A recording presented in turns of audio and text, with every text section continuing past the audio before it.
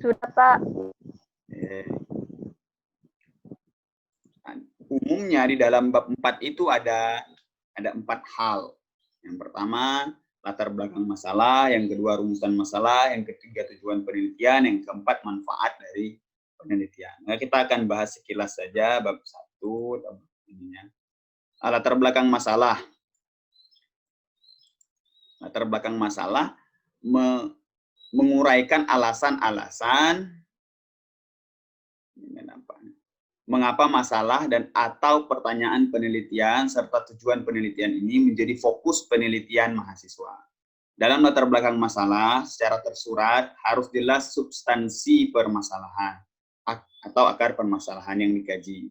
Dalam penelitian atau hal yang menimbulkan pertanyaan penelitian yang akan dilakukan untuk menyiapkan skripsi serta operasional permasalahan penelitian yang dimaksud gayut atau yang dimaksud harus dengan rumusan masalah dan atau pertanyaan penelitian yang diajukan.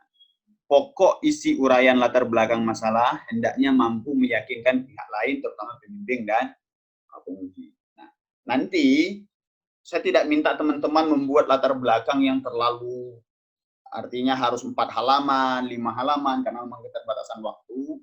Tapi saya minta teman-teman fokus saja. Masalahnya nanti apa? Misal, tidak perlu mengakomodir semuanya. Teman-teman mengambil judul, pengaruh pendidik, motivasi terhadap hasil belajar misalnya. Nah, teman-teman fokus saja ke hasilnya bagaimana, motivasinya bagaimana, apa masalah dari hasil belajar itu. Itu saja, tidak perlu banyak-banyak, 4 paragraf saja cukup. Nah, dicari, nanti waktunya dikasih lama, boleh cari di internet, boleh cari dari ini, boleh teman-teman mengambil artinya contoh-contoh dari artikel-artikel atau jurnal-jurnal yang ada. Dibuat dulu, atau teman-teman sudah membuat bab 1, nanti diperhalus di dalam satu kelompok. Jadi satu kelompok itu cukup 1 saja. Nah, artinya tidak setiap orang, cukup 1 saja. Misal kelompok 1 nih, Tenri, Afri, Wa'aina misalnya. Nah, cukup proposalnya Tenri saja misalnya, atau bab 1-nya Tenri saja yang ditampilkan, enggak apa-apa. Tapi dikemas. Atau kalau memang tidak ada, dibuat. Gitu. Loh Pak, bagaimana ini? Oh, namanya kita masih latihan. Tidak ada orang bisa langsung pakai sepeda kalau tidak latihan dulu, mungkin jatuh dulu, ini dulu. Ini tidak ada penilaian apa-apa, kita hanya membuat tips and trick membuat bab 1 itu bagaimana. Supaya kalian benar-benar paham dengan praktik. Itu sih harapan saya. Jadi tidak teori saja, tapi praktik nanti seperti seminar saya akan bahas 1. Nah, latar belakang masalah penelitian sekurang-kurangnya memuat hal-hal berikut. Apa hal-halnya? Menunjukkan memang ada masalah yang ingin dipecahkan, disertai dengan dugaan-dugaan terhadap munculnya masalah-masalah tersebut. Yang kedua, penjelasan dan atau alasan mengapa masalah dan atau pertanyaan penelitian yang diteliti itu penting dan menarik. Pertama tadi memang ada masalah, misalnya di PLP itu ada masalah, disertai dengan dugaan-dugaan terhadap munculnya masalah. Masalahnya hasil belajar. Tapi dugaan-dugaan munculnya hasil masalah itu karena apa? Karena motivasi, faktor X-nya, maksudnya itu. Karena minat, karena sumber belajar. Nah, masalahnya adalah Y. Ingat, masalahnya adalah Y. Tapi dugaan-dugaannya itu X namanya, variabel X. Penjelasan dan atau alasan mengapa masalah dan atau pertanyaan penelitian diteliti itu penting dan menarik. Nah, mengapa penting? Urgensinya di mana? Bahwa penelitian itu, masalah itu harus diangkat dalam suatu penelitian. Urgennya di mana? Oh, kalau seandainya tidak diinikan, Pak, nilai hasil belajar ini tidak diperbaiki, maka anak-anak ini nanti kompetensi yang dia miliki akan berkurang. Nah, itu urgennya. Atau nilainya kurang dari KKM. Nah, itu urgennya. Gitu ya. Maka itu harus diteliti. Kalau kurang dari KKM, dia tidak bisa naik kelas, dia tidak bisa lulus, dia tidak bisa lulus ujian nasional. Itu urgennya. Nah, beberapa bukti bahwa masalah yang diajukan belum ada jawaban atau pemecahan yang memuaskan. Harus dijelaskan bahwa masalah yang diajukan peneliti belum pernah diteliti oleh siapapun. Dan jika merupakan penelitian ulang, replikasi, harus dijelaskan mengapa hal itu harus dilakukan. Seandainya ini baru pertama kali diteliti, teman-teman bisa menyebut bahwa ini penelitian, tidak ada penelitian sebelumnya. Tidak apa-apa. Tapi kalau ini penelitian ulang, mengapa harus dilakukan? Judulnya sama, pengaruh, minat, dan motivasi terhadap hasil belajar. Tapi diteliti di SMA 1 Samarinda. Nah, karena teman-teman dari Kutai Kartanegara, KUKAR, atau Tenggarong, teman-teman meneliti pengaruh, minat, dan motivasi terhadap hasil belajar siswa SMA Negeri 1 Kutai Kartanegara atau Tenggarong. Nah, apa alasannya? Bahwa ini sudah pernah dilakukan di tempat lain, tapi mungkin di tempat itu belum pernah. Kalau seandainya di tempat itu pernah dilakukan, apa kekurangan-kekurangan dari tempat lain yang pernah dilakukan sebelumnya itu kalian ambil. Mungkin mengambilnya dari saran-saran yang sudah diinikan dari teman-teman. Seperti dijelaskan oleh pemateri sebelumnya ya, di sharing 3, Kak Fendi itu. Kedudukan masalah yang diteliti dalam konteks permasalahan yang lebih luas dengan memperhatikan perkembangan bidang yang dikaji. Nah, ingat bahwa melihat masalah itu konteksnya lebih luas, apa sih bidang yang dikaji? Tapi bukan penelitian yang meluas. Masalahnya dilihat secara luas, nanti penelitiannya fokus. Penelitiannya diperkecil supaya mendapat hasil yang benar-benar sesuai dengan ini. Itu kira-kira latar belakang. Rumusan masalah. Tadi telah membuat latar belakang, saya bilang latar belakangnya tidak usah 4-5 halaman, cukup 1 halaman atau 2 halaman saja. Ambil pokok-pokoknya. Masalahnya apa, variabelnya apa, fenomenanya apa, kira-kira gitu. Sudah. Beda kalau untuk skripsi, nanti kita runutkan. Akhir dari latar belakang masalah dirumuskan masalah penelitian dan atau pertanyaan penelitian secara eksplisit, jelas, dan ringkas. Pada umumnya, rumusan masalah disajikan secara terpisah dari latar belakang masalah atau subbab yang B. A, latar belakang, B, rumusan. Dalam kalimat pertanyaan atau kalimat pernyataan. Biasanya kebanyakan pertanyaan ya. Pada penelitian untuk skripsi, rumusan masalah dan atau pertanyaan penelitian mempunyai peranan penting. Dengan rumusan masalah ini akan dapat diketahui perihal kesiapan akademik mahasiswa dalam penyusunan rancangan penelitian. Misal, tadi judul kita pengaruh hasil dan pengaruh minat dan motivasi terhadap hasil. Kita dapat dilihat rumusan masalahnya menjadi 3. Pengaruh X1 minat terhadap Y. Pengaruh X2 motivasi terhadap Y atau hasil. Pengaruh X1, X2 terhadap Y. Jadi, itu sudah ada 3 rumusan masalah. Ya.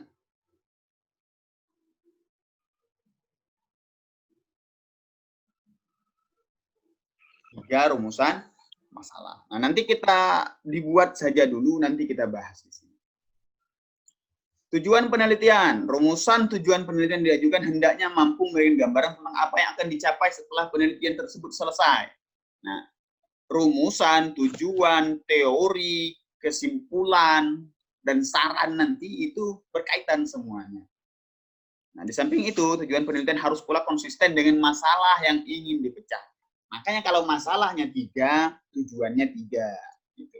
Kalaupun ada nanti memang dosen-dosen yang maunya masalahnya 1, tujuannya 3, ya artinya cuma menjawab rumusan masalah.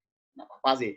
Nah, atau jangan sampai rumusan masalahnya 3, tujuannya 1. Gitu loh. Apakah mungkin dirangkum? Ya.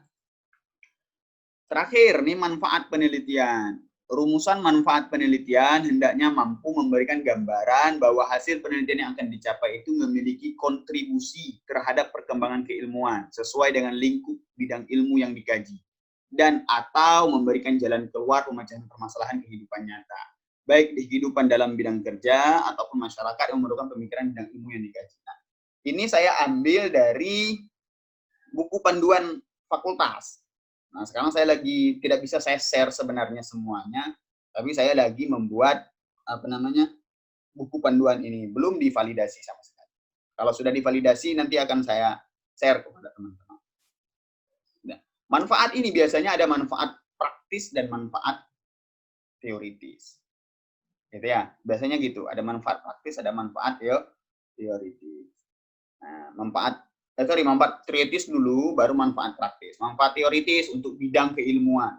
Penelitian ini bermanfaat untuk menambah wawasan tentang ilmu pengetahuan ini.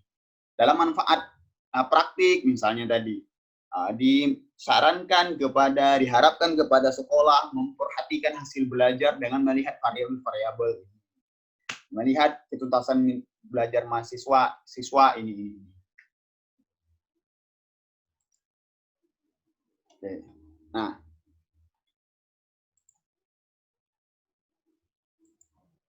sebentar ya, nanti saya sharing lagi. Stop sharing.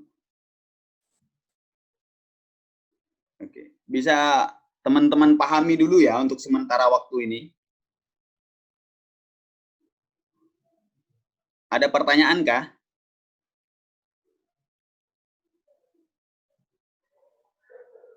Oke. Sebentar. Ini kita bisa hidupkan kamera dulu kah supaya bisa di foto dokumentasi. Halo. Iya, Pak. Ya, berarti tadi dengar saya. Boleh, silahkan kita dokumentasi dulu. Saya minta bantu siapa ini? Rosita pakai laptop kah, Rosita?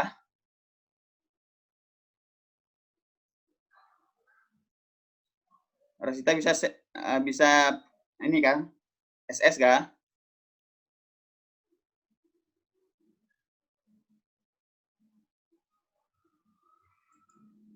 Oke, silakan teman-teman hidupi ininya.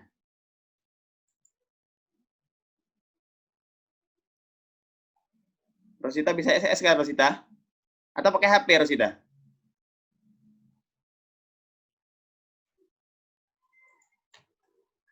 Bentar. Sebentar.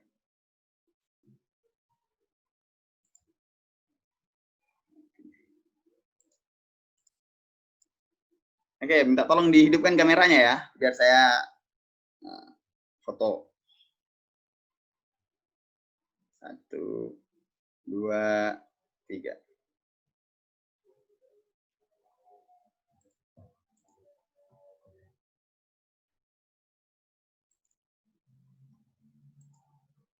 Sebentar, teman-teman ya.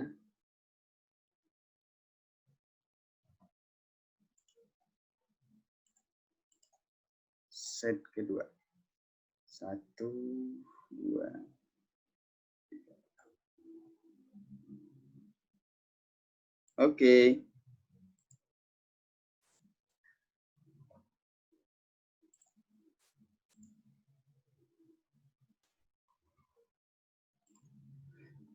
Oke, baik. Nah, ini sudah ada 26 peserta. Berarti kalau 5 orang saja satu ini bisa dibagi menjadi 5 ya. 5 kali 5, 25 ya. Ya, oke. Saya breakout room ya. Ada pertanyaan dulu kah ke saya? Adik rule-nya, saya minta teman-teman membuat proposal bab 1 terdiri dari latar belakang masalah, rumusan masalah, tujuan penelitian, dan manfaat penelitian. Judulnya apa, latar belakangnya apa. Nanti akan kita bahas di sini.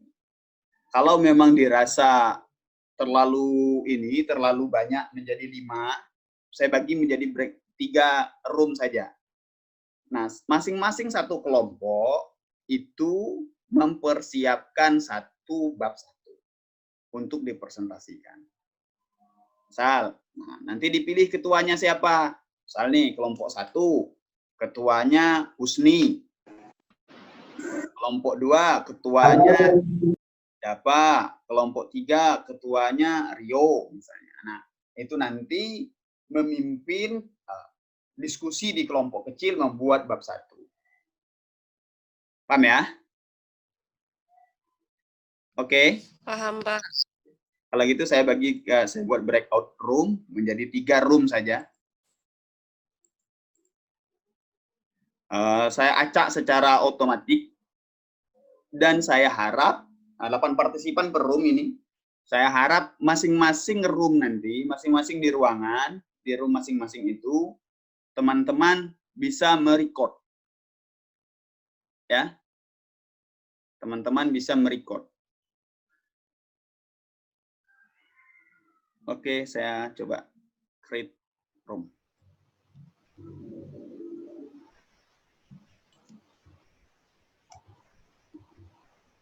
Terus ya dari orang tua, dari orang tua.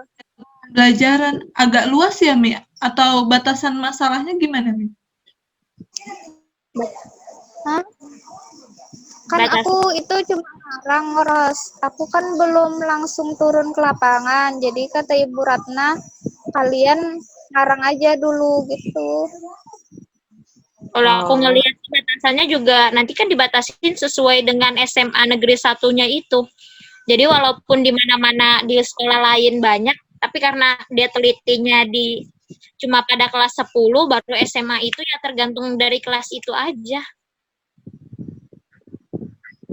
Kalau menurutku sih. Iya sih, tapi kan seharusnya kalau proposal itu seharusnya kita seenggaknya udah tahu kondisi realnya kan, seharusnya ya. Ya, benar Ya nggak? sih. Ya nggak sih. Bahkan kalau kita melakukan wawancara, kalau bisa sih ada buktinya. Kemarin sih Ibu Vivi bilang gitu. Siapa tahu proposal kita ini nanti bisa diajukan. Kan berarti kita nggak repot-repot, cuma revisi ke pembimbing aja kan. Siapa tahu. Gitu loh. Iya, Mi. Lebih bagus sesuaikan dengan kondisi real sih. Tapi ya nggak apa-apa. Kalau Bu Ratna ngomongnya ngarang aja ya nggak apa-apa. Nanti kan paling tinggal ubah-ubah dikit. Tapi ini kan SMA kemarin pas kamu KKN PLP itu kami atau lain? Lain, Ros. Itu SMA aku waktu aku sekolah. Oh, ini SMA-mu dulu waktu kamu sekolah. Cuman kalau bagusnya sih SMA dulu kamu waktu KKN sama PLP itu bagus sih. Karena kan kamu tahu kondisi realnya. Tapi karena ini SMA-mu dulu, nggak apa-apa sih, Mi. Mungkin kamu bisa dari wawancara nih, wawancara dari 15 siswa, ditemukan beberapa masalah. Ini beneran kamu wawancara atau ngarang nih? Masih ngarang, Ros. Oh, siap. Iya sih, benar-benar. Nggak apa-apa sih, Mi, ngarang kayak gini. Toh juga, yang penting kan ada buktinya dulu, guys. Nanti aja itu dikasih pas di bab 4, di pembahasan. Tapi biasanya kalau proposal, kalau ke pembimbing, itu kalau pembimbing nggak puas, itu dia biasanya minta bukti. Iya sih, kalau kita biasa. itu kan nggak memperkuat atau Cuman mumpung online kan bisa ngarang data, Bah. Iya, tapi kan seenggaknya wawancara kan misalnya pakai Google Form atau wawancara langsung kan seenggaknya kita punya fotonya, punya struktur wawancaranya gitu loh. Dapat membantu guru dalam pembelajaran.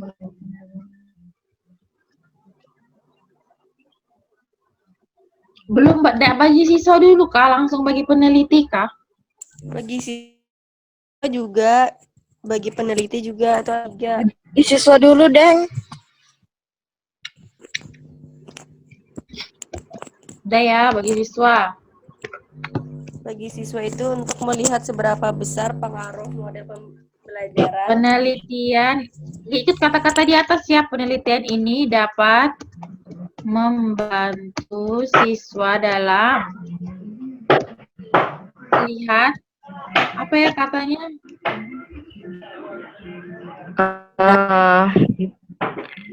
Ya, siapa tadi itu? Nggak apa-apa. Bentar. Belum.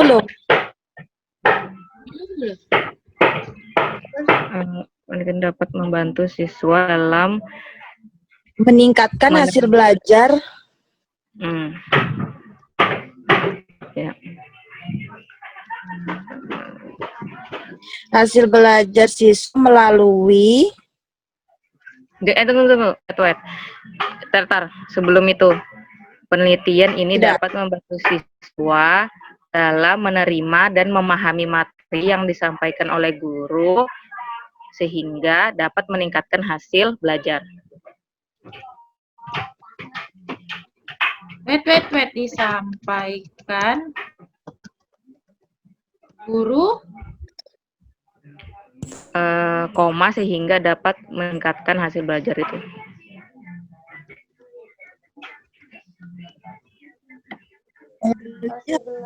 Ilmu pengetahuan tambah itu. kenapa? Melaluinya hapus saja Kak Isna.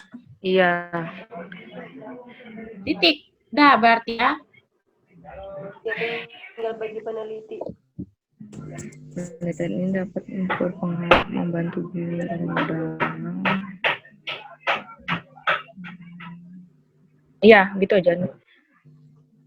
Oke, lanjut ya, C.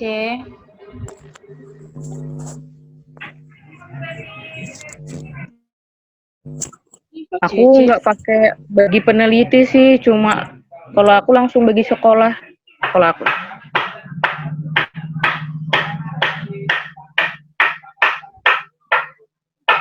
Kalau bagi peneliti lain, Banyak loh.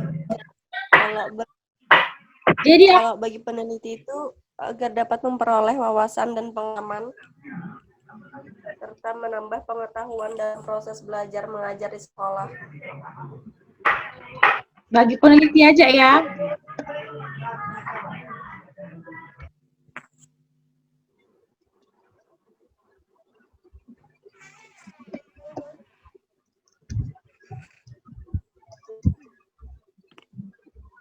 Kayak mana bingung sudah aku jadinya. Bentar. Dapat memperoleh wawasan dan pengalaman. Tina, suara Tina kecil.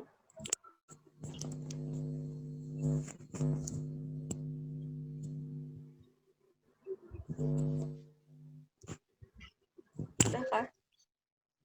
Iya dah.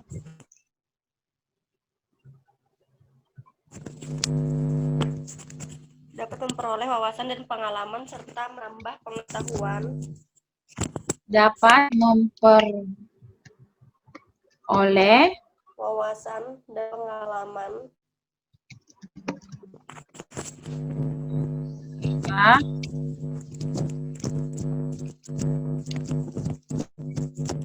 Menambah pengetahuan dalam proses belajar mengajar di sekolah. Proses belajar mengajar di sekolah.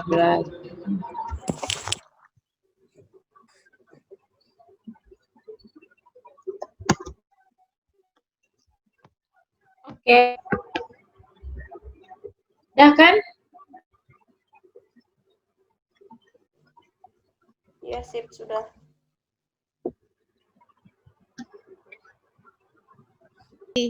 Diskusi. Satu nih. Bu Ratna baru bab 1 Kak Jum. Katanya aku dengar menuju bab 2 Kak Jum. Iya, Ros, bab 2 kami, tapi belum ada kayak dimasukkan kayak masukan dari ibunya belum ada. Ibunya Cuma masih disuruh Kak Jum. buat bikin. Oke, teman-teman, 10 menit lagi kita ini ya. Kita gabung di room besar ya. Iya, Pak. Oke. Saya dari kelompok 1 yang terdiri dari Waaina, Tina, saya sendiri, Gusti Ratu, Hasna, Taufik, Dava, Ritma, Hartina. Masalahnya apa gitu kira-kira? Masalahnya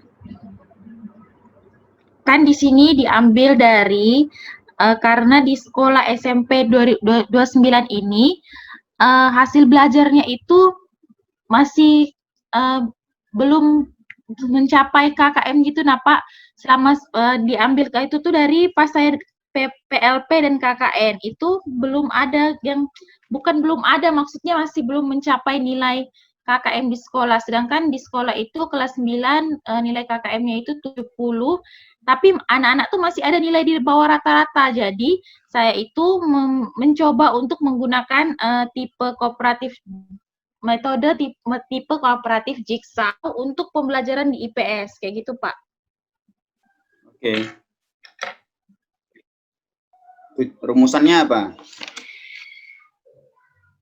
Adapun rumusannya, berdasarkan latar belakang di atas, maka rumusan masalah dalam penelitian ini, apakah pengaruh metode pembelajaran kooperatif tipe Jigsaw terhadap hasil belajar siswa pada mata pelajaran Ilmu Pengetahuan Sosial kelas 9 SMP Negeri 29 Samarinda? Tujuannya? Tujuannya, berdasarkan rumusan masalah di atas, tujuan yang ingin dicapai dalam penelitian ini adalah untuk mengetahui pengaruh metode pembelajaran kooperatif tipe Jigsaw terhadap hasil belajar siswa pada mata pelajaran Ilmu Pengetahuan Sosial kelas 9 SMP Negeri 29 Samarinda. Manfaat? Adapun manfaatnya dari manfaat teoritis, menambah wawasan serta pengetahuan dan kemampuan untuk membuat karya ilmiah bagi penulis. Manfaat praktisnya untuk guru, siswa, peneliti gitu ya. Oke, baik, saya bahas saja langsung. Saya bahas saja. Ani bisa naik lagi ke judul. Kita bahas dari judul di atas sampai nanti ke manfaat semua. Bisa. Iya, Pak. Nah, kan judulnya ini pengaruh metode pembelajaran kooperatif tipe Jigsaw terhadap hasil belajar siswa pada mata pelajaran Ilmu Pengetahuan Sosial PS kelas 9 ya? 9. Oke, SMP Negeri 29 Samarinda tahun pembelajaran. Oke. Yang pertama, judul itu harus padat, jelas. Padat, jelas, ringkas. Terutama untuk judul. Dan judul itu tidak boleh lebih dari 25 kata. Teman-teman bisa mencatat, tidak boleh lebih dari 25 kata. Gitu ya. Nah, judulnya Ani itu bisa dipersingkat sebenarnya. Pengaruh metode pembelajaran tipe Jigsaw terhadap hasil belajar siswa. Gitu ya. Nah, sebenarnya cukup sampai boleh ditandai di sana, boleh. Hasil belajar siswa. Pak? Pengaruh metode metode pembelajaran kooperatif tipe Jigsaw terhadap hasil belajar siswa.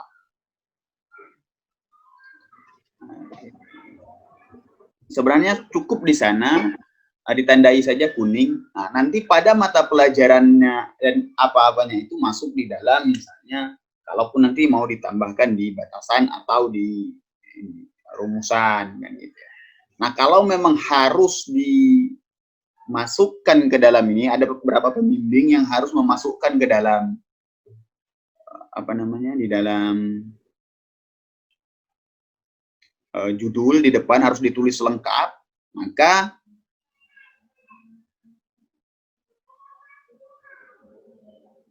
studi pada, boleh. Ada kata-kata di bawahnya studi pada.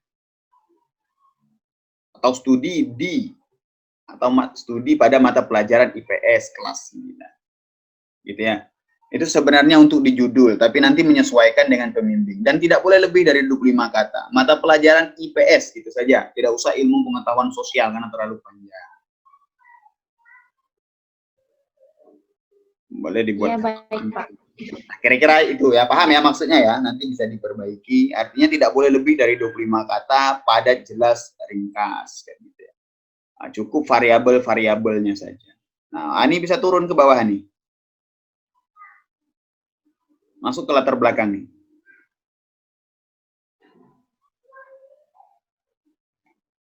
Oke, Nah, lihat ya, dari latar belakang di paragraf 1, paragraf 1, ini sudah mengambil perkembangan dan kemajuan suatu bangsa sangat dipengaruhi oleh mutu pendidikan.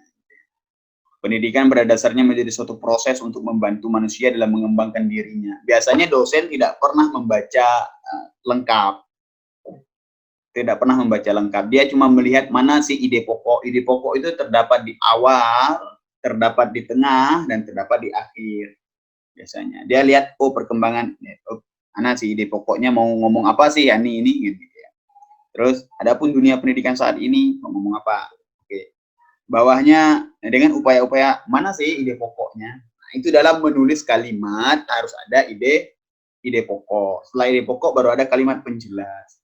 Nah, dalam konteks membuat latar belakang masalah, harusnya ini semua ya untuk kelompok itu sebenarnya tidak usah terlalu jauh.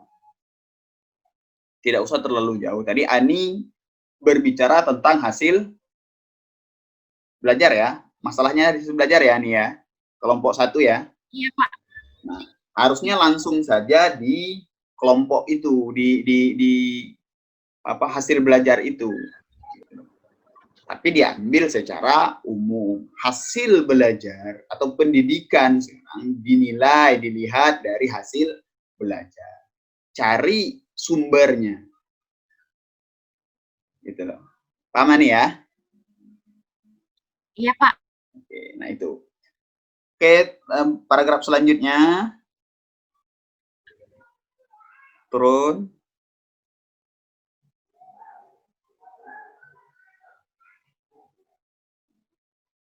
Ini bisa turun nih, belum turun di ini saya. Oke, pendidikan saat ini diwajibkan untuk melakukan kegiatan pembelajaran yang dilakukan di rumah, yang kita menyadari.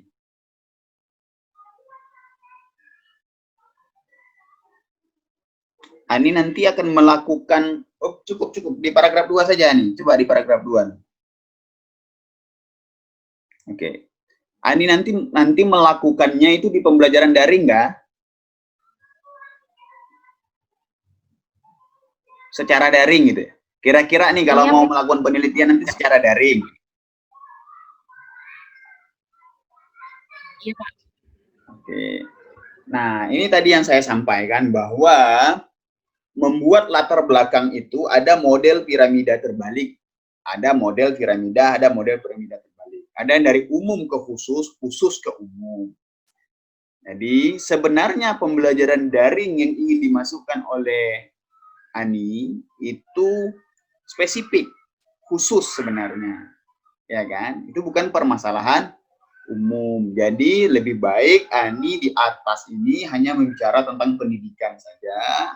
Setelah itu berbicaralah tentang masalah. Yang paling banyak masalah itu adalah di hasil belajar. Nah, hasil belajar ini Ani kaitkan dengan saya bisa coret-coret dan ya. Hasil belajar ini Ani kaitkan dengan metode jigsaw tadi. Metode jigsaw. Nah, dalam metode jigsaw itu nanti diselipkan di bawah, di akhir, bahwa pembelajaran ini dilakukan secara daring sehingga membutuhkan kompetensi daring. Itu kan hanya metode belajarnya saja, daring atau tidak. Yang menjadi masalah kan hasil belajar dan metode jigsaw. Benar nih ya? Oke. Iya, Pak. Oke, nah, itu maksud saya. Jadi pembelajaran daringnya ini tidak usah terlalu jauh-jauh, nanti saja.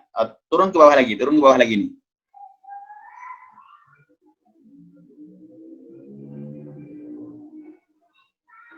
Pembelajaran daring juga dilakukan di sekolah menengah pertama, SMP ini, terus turun. Seorang guru memiliki, turun lagi nih. Saya lihat strukturnya dulu. Seorang guru memiliki strategi pembelajaran, hasil belajar sebagai salah satu. Nah, kan? Ini baru membahas hasil belajar, itu sangat di bawah sekali. Untuk teman-teman semua ya, yang pertama, itu teman-teman harus membahas, saya bisa share screen nggak ya? Sebentar. Saya coba sini. Oke, share advance, share computer sound, share things.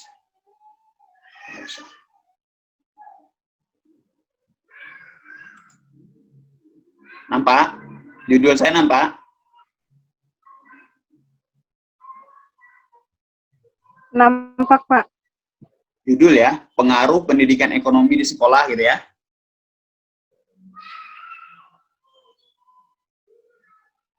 Nah, judul saya pengaruh pendidikan ekonomi di sekolah, lingkungan masyarakat, dan religiusitas terhadap moralitas yang dimediasi oleh rasionalitas ekonomi. Nah, ini judul.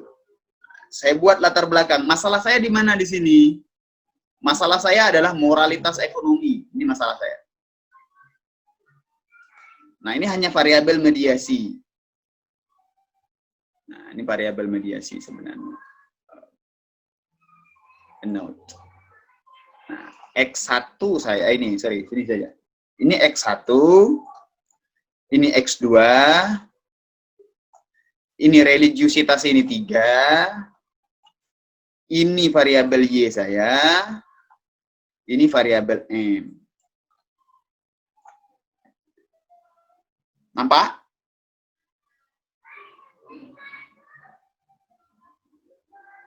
Iya, Pak.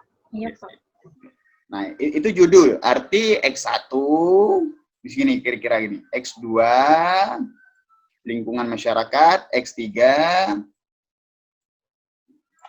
di sini M, di sini Y. Kira-kira seperti itu. Tesis saya itu seperti itu kira-kira.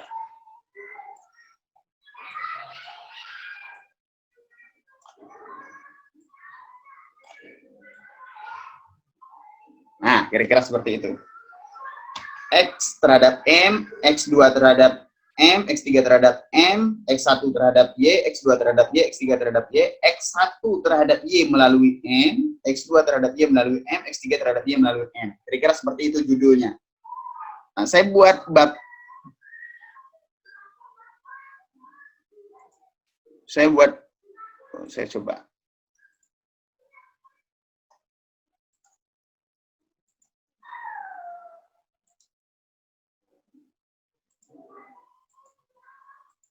Oke. Nampak ya, bab satunya nampak? Iya. Bab satu atau masih judul? Sudah bab 1, Pak. Sudah bab 1. Bab 1. Nah, ini bab 1. Pertama saya ambil dulu secara umum. Sejak manusia mengenal budaya, saya main masuk ke aktivitas ekonomi. Karena moralitas, rasionalitas itu aktivitas ekonomi. Umumnya adalah aktivitas ekonomi. Makanya saya bahas dulu aktivitas ekonomi. Walau dalam bentuk yang paling sederhana pun, nah saya bahas dulu aktivitas ekonomi. Kompleksitas tersebut mendorong manusia mengembangkan beragam aktivitas ekonomi. Oke, masih dalam aktivitas. Keberagaman aktivitas ekonomi dijumpai dasarnya hakikatnya memiliki tujuan yang sama. Artinya masih nyambung antara paragraf 1 dengan paragraf 2. Ada aktivitas produktif, ada aktivitas konsumtif. Nah, saya sudah bahas aktivitas produktif konsumtif di atas. Saya sambung lagi dengan menyanding aktivitas produktif dan konsumtif. Berarti masih nyambung paragraf 2 dengan paragraf 3. Nah, manusia sejak lahir, sejak itu pula dia melakukan aktivitas konsumsi. Saya mau masuk ke rasionalitas, moralitas dan rasionalitas. Dalam konteks makro, secara kuantitatif, manusia kita lebih banyak aktivitas konsumtifnya daripada aktivitas produktif kan gitu. Nah, begini, pada prinsipnya juga terkait keinginan mendasar manusia guna mencapai peningkatan kesejahteraan hidup di masa yang akan datang. Jadi di atas saya sudah kesejahteraan, terus pada bab selanjutnya, pada paragraf selanjutnya saya juga membahas kesejahteraan. Nyambung ya, masih nyambung ya kalimatnya. Dorongan untuk meningkatkan kesejahteraan melalui penciptaan surplus ekonomi dan aktivitas produktif dan konsumtif juga membuat individu merasa perlu mengatur keinginan dan kebutuhan konsumsinya. Dalam hal ini, saya bahas keinginan, kebutuhan, seperti apa. Individu dalam aktivitas produktif dan konsumtifnya, ini masuk ke masalah. Ini saya bahasnya secara umum, karena ini tesis, jadi dia minta umumnya agak lebih, inilah, mendekati, tapi umum itu teori-teori saja. Ini teori-teori Wahyono, tidak ada satu ini yang ini ya. Selapin masukkan, dari sini Wahyono, kan gitu ya. Oke. Saya mulai masuk ke masalah. Itu yang saya bilang tadi. Jadi pembelajaran itu dibahas sedikit saja tadi Ani, langsung masuk ke hasil belajar. Saya langsung masuk ke hasil belajar ini, ke masalah ini. Individu dan aktivitas produktif dan konsumtifnya yang masih nyambung saya bahas di atas. Pembelajaran di Indonesia ini, kira-kira gitu. Pembelajaran di Kalimantan Timur, ini berkaitan dengan hasil pengukurannya melalui hasil belajar. Atau suksesnya pembelajaran atau apa, tercapainya mutu pembelajaran diukur dari hasil belajar yang dibuat oleh dengan ujian nasional, ujian sekolah, harus tes formatif, tes sumatif. Nah, kira-kira ini seperti itu membuatnya nanti. Individu dalam aktivitas ini, moralitas turut mendukung, menentukan perilaku ekonomi dalam beberapa hal yang menyebabkan manusia mengabaikan rasionalitas dan aktivitas produktif dan konsumtifnya. Moralitas, ini saya bahas masalah. Ini moralitas nih. Mulai barten, ini masih moralitas. Sampai sini moralitas. Nah, di sini saya masuk lagi ke variabel M saya. Nih, maupun di tingkat rasionalitas, sudah saya bahas di atas. Manusia juga makhluk yang rasional. Dan jika ia mengerti sungguh-sungguh, kemungkinan besar ia akan menyesuaikan kelakuannya dengan pengertian itu. Rasional kan kita? Kira-kira.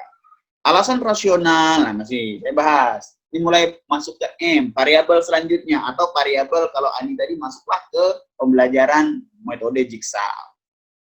Nah, masuk situ. Saya lihat lagi, faktor lain yang ikut mempengaruhi moralitas, jika seandainya lebih dari 2 variabel, adalah pendidikan ekonomi di sekolah. Nah, saya bahas nih pendidikan ekonomi di sekolah, tapi tetap mengacu kepada moralitas. Nih, lihat, pendidikan ekonomi di sekolah berperan, berlaku ekonomi tidak mampu mengatur konsumsinya dengan baik, untuk berperan memiliki komitmen moral dan rasional. Mursidin, moral ekonomi tidak memandang sekali sebagai rubber ekonomi, atau penjahat ekonomi, yang bertindak korup, jahat, menipu, membohongi, dan dalam konteks ekonomi, ya, pencarian keuntungan, saya masih bahas. Ini masih tetap ekonomi yang saya bahas, pendidikan ekonomi variabel saya. Disadari sepenuhnya bahwa pendidikan ekonomi di sekolah dilihat dari sisi bahan ajarnya, strategi pembelajarannya, dan tujuannya, bahwa masih menggunakan rasio rasionalitas. Masih saya bahas moralitas, artinya tidak pernah lepas moral ini, karena ini masalahnya. Paham? Moral ini tidak pernah lepas, karena ini masalahnya. Ani jangan sekali-sekali melepas hasil belajar dalam setiap tulisan di latar belakangnya. Karena hasil belajar itulah masalahnya Ani. Kemana-mana larinya ya hasil belajar itu yang ingin dipecahkan loh. Hasil belajar yang dibawa ke KM, bagaimana caranya naik di atas KM. Membentuk moralitas siswa tidak hanya menjadi tanggung jawab sekolah, tetapi juga menjadi lingkungan masyarakat, variabel X2 saya. Setelah pulang dari sekolah, siswa berkumpul bersama masyarakat. Ini saya masih bahas tentang moralitas. Oleh karena itu, karakteristik yang demikian, pengaruh lingkungan masyarakat bisa bervariasi antara lingkungan masyarakat yang satu dengan yang lainnya, tergantung pada tanggung jawab dan kepedulian anggota masyarakat terhadap nilai-nilai moralitas yang berlaku dalam melakukan aktivitas ekonomi. Tidak lepas. Nah, ini masih bahas masyarakat. Dalam satu masyarakat, masih saya bahas. Faktor lain yang ikut menentukan moralitas adalah religiusitas. Seperti itu kira-kira. Nah, saya bahas. Dan tidak pernah lepas nih. Religius nih dengan moral. Tetap saya bawa. Nah, ia juga tidak menemukan perbedaan penting dalam pengembangan pemikiran moral antara orang Islam, Katolik, Kristen, Yahudi, Buddha, dan ateis. Kramer dalam Budi Ningsih. Nah, seperti hanya moral, agama juga merupakan fenomena kognitif. Masih saya bahas dan tidak pernah lepas dari moralitas. Baru saya bahas secara khusus. Siswa SMA, nah Ani tadi kan bisa bahas di kelas IPS, terdapat ini problemnya. Problemnya juga problem moral. Secara umum, priori remaja merupakan klimaks dari periode pengembangan sebelumnya. Saya masih membahas pola perilaku, masih membahas moral. Fenomena, ada fenomenanya yang teramati. Latar belakang itu yang paling penting adalah fenomena. Nah, ini fenomena faktor internal, religiusitas. Permasalahan seperti diuraikan di atas, ini masalah sudah saya uraikan nih, fenomena-fenomena teramati di Kota Malang, spesifik. Seperti diketahui, wilayah Kota Malang saat ini sedang mengalami pengembangan yang pesat. Ya, munculnya pusat-pusat perbelanjaan, itu kan mempengaruhi moral ekonomi, rasional ekonomi orang. Orang kadang nggak sadar habis uang kiriman bulanan hanya datang ke mall. Nah, kebiasaan-kebiasaan seperti ini, sip. Dari latar belakang di atas, peneliti tertarik melakukan penelitian.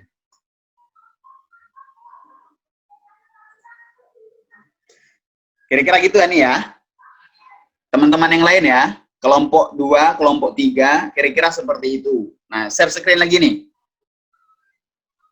Iya, Pak. Coba share screen lagi. Iya. Oh, tidak harus seperti saya tadi karena memang itu tesis. Nah, artinya runutnya paragraf 1 dan paragraf 2 sampai paragraf terakhir itu harus kelihatan. Oke, Ani turun lagi nih. Pembelajaran ini dimenggunakan diskusi kelompok sudah sering dilakukan guru, tetapi hasilnya terkadang belum maksimal. Oke, setuju saya. Ingat, kalau meneliti eksperimen atau PTK atau meneliti metode, jangan menyalahkan guru. Paham ya? Jangan menyalahkan guru. Apa yang harus disalahkan? Metodenya belum efektif. Jadi bukan gurunya, metodenya yang belum efektif karena kalian meneliti metode. Seandainya kalian meneliti guru, yang kalian salahkan guru, terus kalian ngajar nilainya naik, berarti yang salah guru. Padahal lah ya, padahal kita baru belajar. Jadi tidak mungkin. Tiba-tiba nih, ini Pak Dr. Sudarman nih ngajar, atau Pak Haji Kaful nih ngajar. Nah, nilai kalian turun nih, misalnya. Masuk saya menganggap bahwa Pak Haji dengan Pak Darman nggak bisa ngajar, saya ngajar misalnya. Hebat betul saya, padahal saya baru belajar ngajar nih. Tak tahu nilai kalian naik. Nilai kalian naik itu sebenarnya bukan karena hebatnya saya ngajar. Mungkin karena kalian tidak adain dengan saya, mungkin karena saya memang orangnya baik ngasih nilai. Gitu loh. Jadi jangan karena Pak Haji Kaspul sudah melahirkan banyak orang. Coba dianggap bahwa metodenya belum efektif. Ani turun lagi nih. Ini saya belum bahas ini ya. Mudah-mudahan suara saya ini jelas saja. Saya ngomong cepat kayaknya. Saya belum bahas per kalimat. Nanti mungkin di room 2. Nanti saya coba bahas. Ini saya bahas per garis besar. Nah, melalui metode jigsaw diharapkan dapat memberikan solusi. Terus, Ani turun ke bawah nih.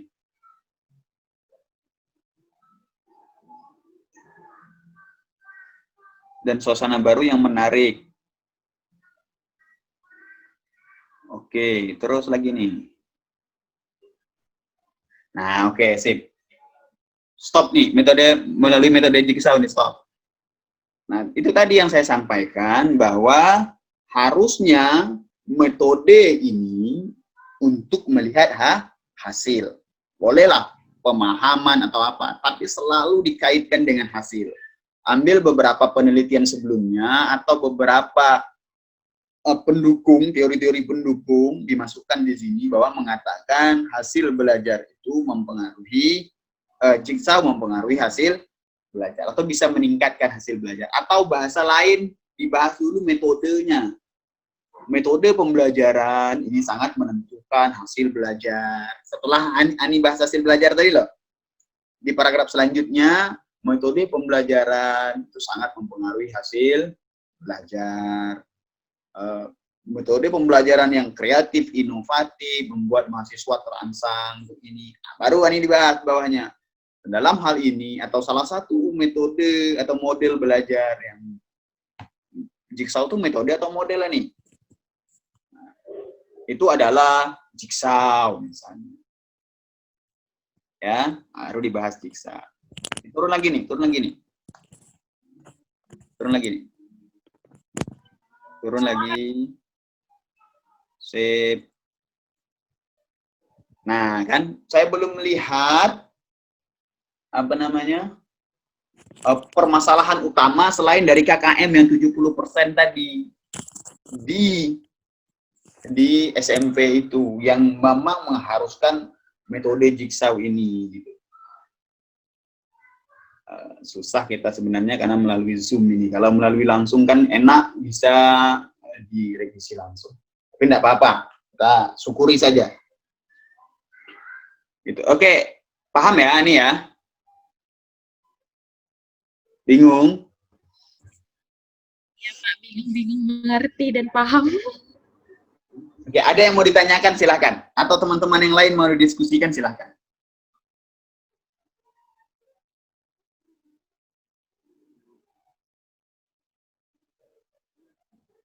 Oke, ini buat catatan kecil. Ini karena sudah presentasi di sini. Nah, ini buat catatan kecil bahwa di atas sekali itu secara umum, ini bahas hasil belajar atau pendidikan secara umum. Paling atas.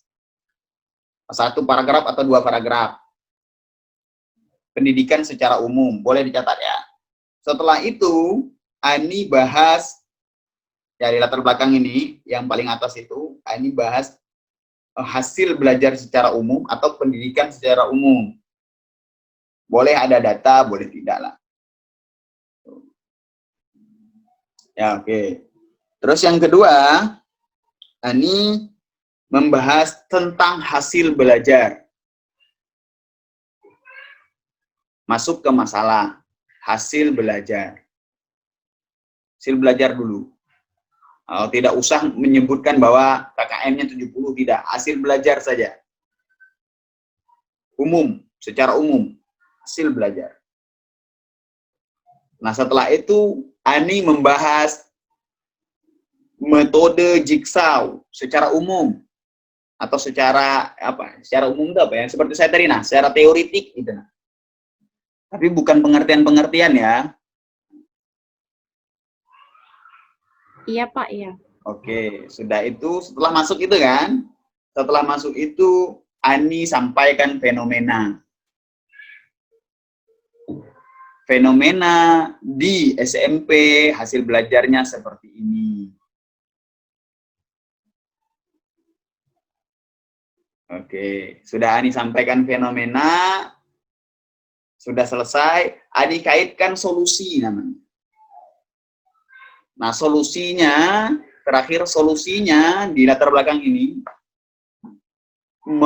memberikan Jigsaw. Tapi khusus, tadi kan Jigsaw secara umum nih. Nah, ini Jigsaw-nya secara khusus. Bahwa penerapan Jigsaw ini cocok dilakukan di sini dengan karakteristik siswa di SMP 29 seperti ini. Atau dengan kondisi COVID sekarang yang seperti ini. Sehingga Ani bisa membuat melalui Zoom, breakout room, nanti kembali lagi, di breakout lagi ke grup masing-masing. Kan gitu Jigsaw ya? Jigsaw itu kan menjadi tim ahli. Dibuat dulu, ini bahas topik 1, ini bahas topik 2, ini bahas topik 3. Setelah itu nanti dipencar-pencar, 3 orang ini balik lagi ke grup masing-masing. Jadi ini paham 1, paham 2, paham 3, gabung jadi 1. Ini 1, 2, 3, gabung jadi 1. Ini 1, 2, 3, gabung jadi 1. Kan gitu ya? Iya Pak. Oke. Paham ya? Ini ya. Setelah itu, setelah fenomena, setelah memberikan solusi, baru terakhir memilih judul ini. Ya, ini ya.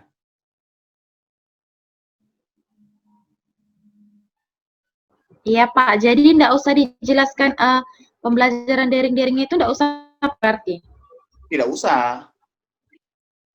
Kalaupun itu mau dilakukan nanti metodenya di dalam, sintaknya itu menggunakan daring. Nggak usah. Pak. Oke. Sip. Turun ke bawah lagi, rumusan.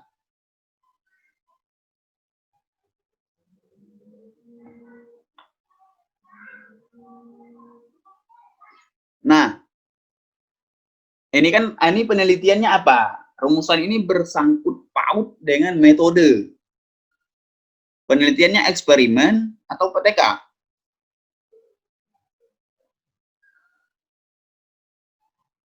Rencananya ini, mau penelitiannya eksperimen atau PTK? Eksperimen Pak. Oke, eksperimen. Nah, kalau eksperimen saya setuju saja, hanya tambah saja ini. Apakah ada pengaruh atau apakah terdapat pengaruh atau bagaimana pengaruh? Kalau satu itu biasanya bagaimana. Diganti bagaimana pengaruh. Oke, pengaruh metode pembelajaran kooperatif terhadap ini. Untuk mengetahui tujuan. Oke, sip. Setuju ya. Manfaat. Turun, ini sip. Rumusannya sip, tujuannya sip. Manfaat. Manfaat teoritis, nanti ditambahlah kata-katanya ya. Pokoknya memang itu, menambah wawasan serta pengetahuan dan kemampuan. Bukan untuk membuat karya ilmiah. Menambah hasanah ilmu pengetahuan tentang hasil belajar dan metode. Menambah wawasan dan hasanah ilmu pengetahuan. Wawasan dan hasanah ilmu pengetahuan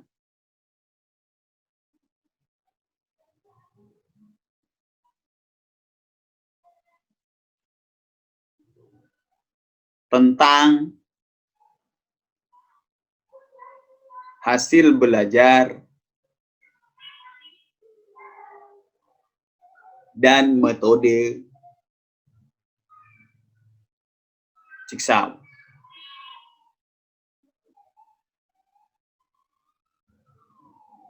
Kalau saya sih lebih setuju model ya.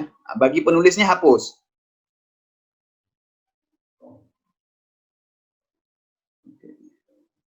Nah, lu hapus tuh, menambah wawasan serta pengetahuan dan kemampuan itu. Kemampuan sampai ke belakang, kemampuan. Enggak, bukan ke situ. Ke belakang sana. Oke. Nah, kemampuannya hapus juga.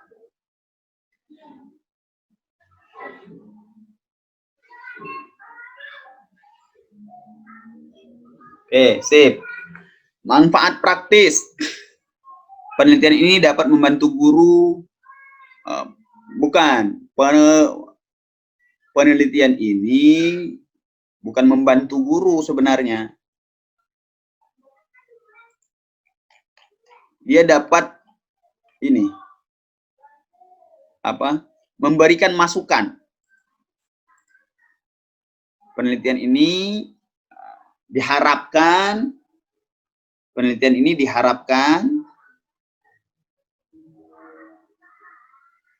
dapat memberi masukan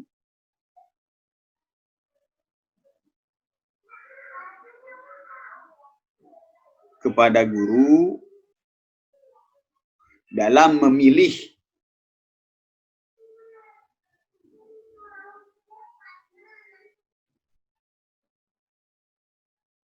model. Coba nanti di ini ya, kalau saya kooperatif itu model biasanya. Dalam memilih model pembelajaran, walaupun ada beberapa yang nyebutnya metode. Dalam memilih model pembelajaran untuk meningkatkan hasil belajar. Terutama model kooperatif tipe Jigsaw. Oke. Sip. Turun ke bawah lagi.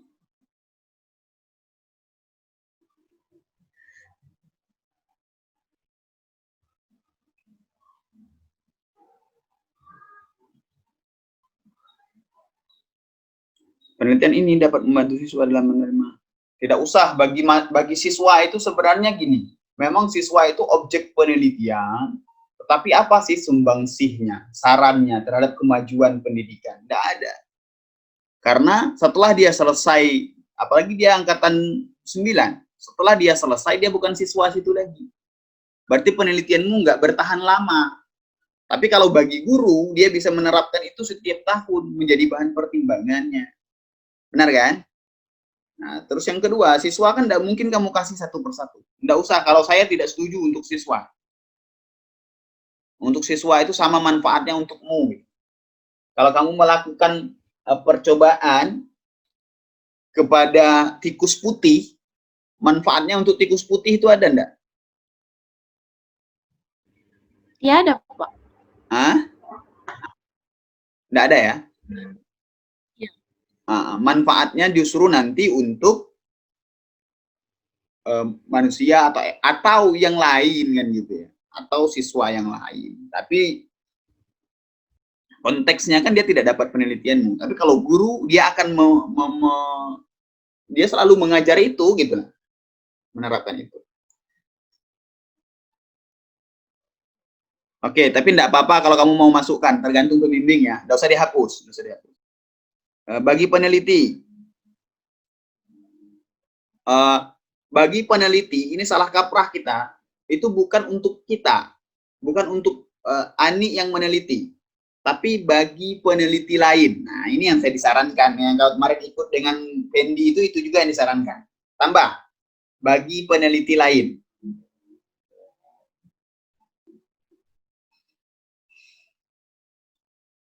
Diharapkan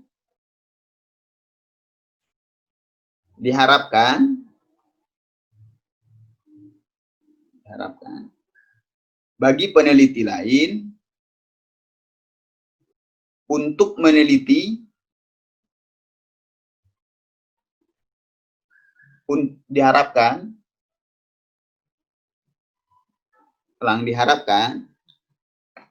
untuk meneliti variabel lain yang mempengaruhi hasil belajar.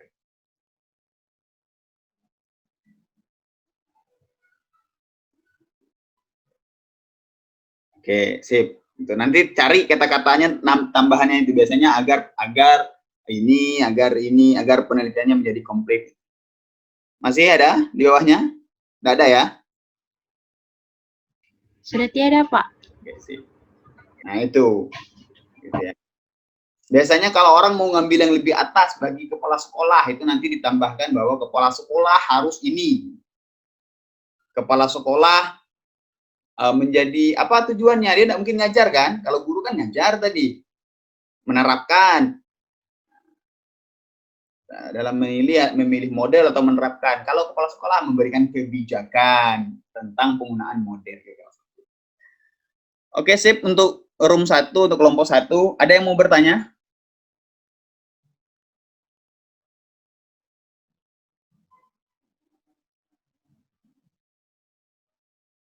Kelompok 1 ada yang mau bertanya?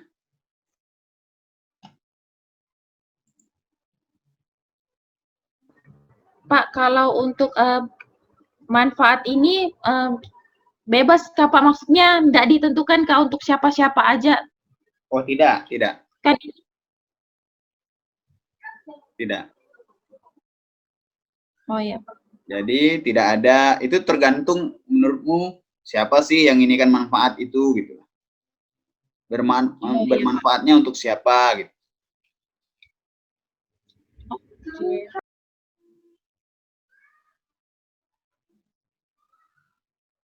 Oke. Masih ada yang mau bertanya? Yang lain boleh ya. Karena memang mungkin nih, Waina nih nggak mempresentasikan. Ada yang masih membingungkan dengan yang kalian buat, sambil lihat proposal kalian, boleh ditanyakan.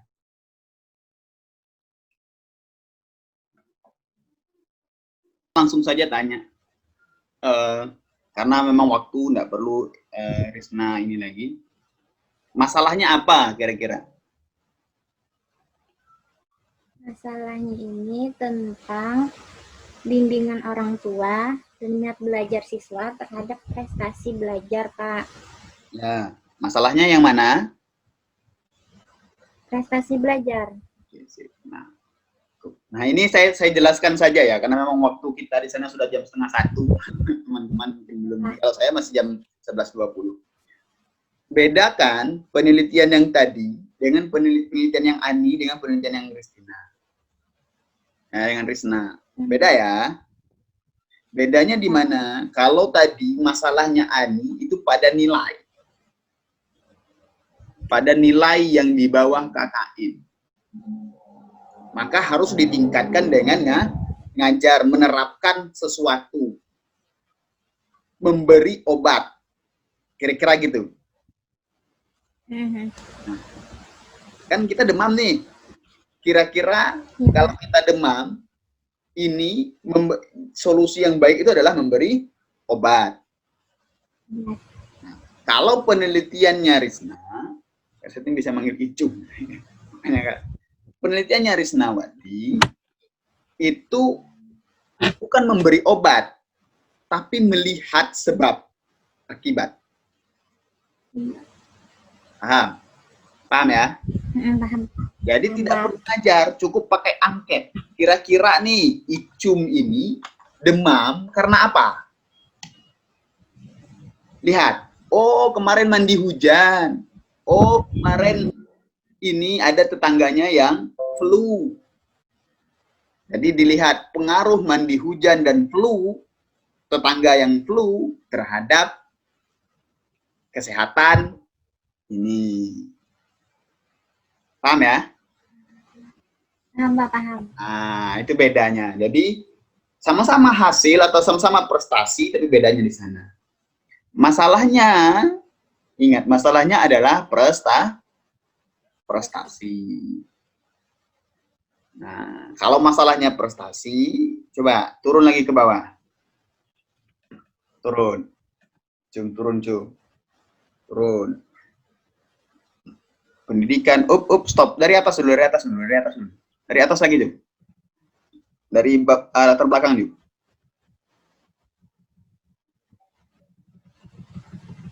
Nah, pendidikan merupakan, dibahaslah pendidikan secara umum, lah. Masalah pendidikan mempengaruhi keberhasilan peserta didik, setuju. Pendidikan merupakan mutlak, ya setuju saya. Seperti itu ya. Jadi, ini pendidikan, ini masalahnya pendidikan atau apalah bahasanya, ya nanti akan mempengaruhi hasil. Nah, konteks ini pada 1, 2 itu setuju saya. Masuk ke konteks selanjutnya itu ke prestasi. Jadi, Risnawati, jangan pernah masuk dulu ke minat atau ke bimbingan orang tua atau kemanapun variabel X sebelum menyentuh variabel Y. Karena masalah utama kita adalah Y. Yang ingin kita pecahkan, yang ingin kita kasih solusi, itu adalah Y. Prestasinya kan? Ya, Pak. Nah, bisa saja prestasi itu tidak dipengaruhi oleh minat. Bisa saja tidak dipengaruhi oleh ini. Jadi hasilnya nanti tidak berpengaruh. Bisa saja. Makanya yang jadi masalah adalah prestasi. Bisa saja prestasi itu dipengaruhi oleh motivasi. Bisa saja prestasi itu dipengaruhi oleh sumber, dipengaruhi oleh fasilitas. Ya, kita mau jadi atlet berprestasi, tapi kita tidak punya fasilitas, kan tidak bisa. Dengan orang yang punya fasilitas. Nah, itu yang maksud saya. Jadi, jangan sentuh apapun kecuali sebelum menyentuh prestasi. Nah, di paragraf 3, harusnya Risnawati membahas tentang prestasi. Coba, di mana bahas prestasinya? Coba saya lihat, ada di bab berapa? Ada di paragraf berapa? Alinea berapa? Ini, Pak. Nah, naikkan itu ke atas. Surtinah itu, menurut Surtinah itu naikkan ke atas. Naikkan ke atas. Nah, di atas jali. Nah, oke. Nah, naik lagi ke atas. Bapak. Ya, oke. Sip, naik lagi ke atas. Saya lihat, nyambung enggak? Oke, sip. Masalah pendidikan mempengaruhi keberhasilan peserta didik. Pendidikan merupakan salah satu yang mutlak bagi kehidupan seseorang, keluarga, bangsa, dan negara. Hal ini disebabkan karena maju mundurnya suatu bangsa dengan memberikan keberhasilan pendidikan. Sudah mulai ya, ada keberhasilan. Menurut Sumardi, perhatian ada dua. Kenapa membahas perhatian?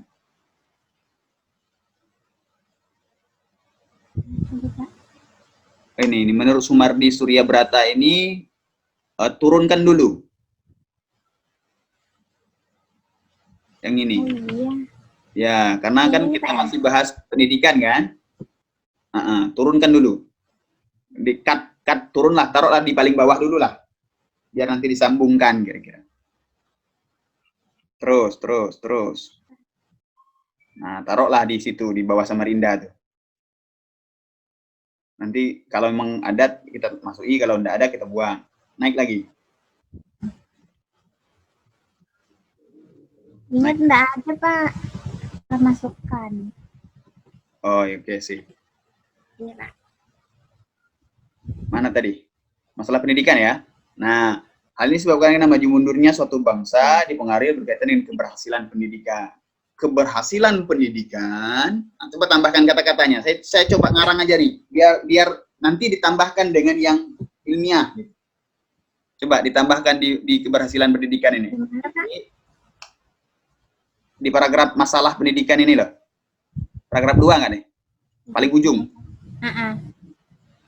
Oke, coba paling ujungnya. Nah, tambahkan itu. Nah, space saya nggak bisa, Pak, jadi harus pakai ini. Oke. Atau dicatat dulu juga enggak apa-apa. Keberhasilan pendidikan. Iya.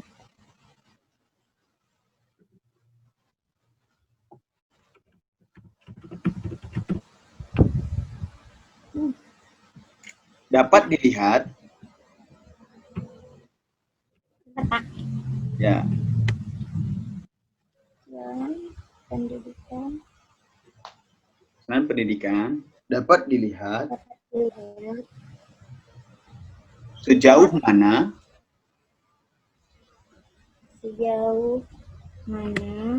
siswa berprestasi. Supaya nyambung gitu loh. Berprestasi. Ya.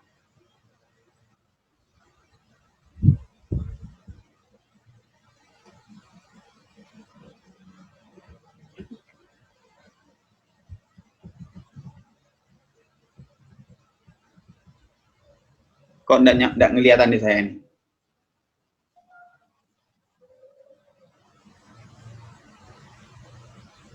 Oke, sudah Tim ya? Surtinah Tirtonigoro itu dihapus surtinahnya. Namanya itu kan Tirtonigoro kan? Nah, Rio Riyadi. Jadi ngutipnya bukan Rio Riyadi, tapi Riyadi. Kalau Risnawati mah enak, Risnawati saja. Ini dihapus, Pak. Hapus, Sutartinahnya hapus. Sudah. Oke, ini enggak nampak soalnya di saya. Nah, apa? Karena mungkin ada view itu, jadi nggak jalan. Nggak apa-apa. Jadi sampai tadi kan? Nah, Tirtonigoro, menurutnya hapus. Tirtonigoro 2001 halaman 43 menyatakan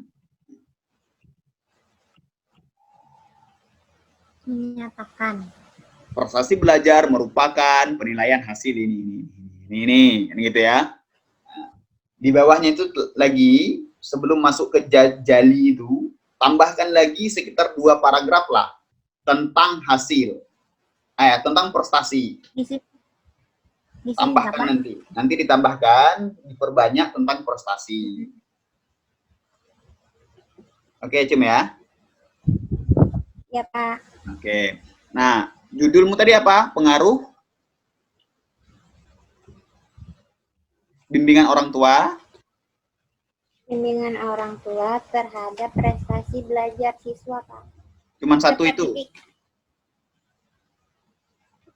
Cuman satu itu ya, bimbingan orang tua dan apa? Minat apa? Bimbingan orang tua dan minat belajar terhadap prestasi belajar peserta didik, Pak. Berarti jalinya turun dulu. Ambil lagi yang di ini. Gimana?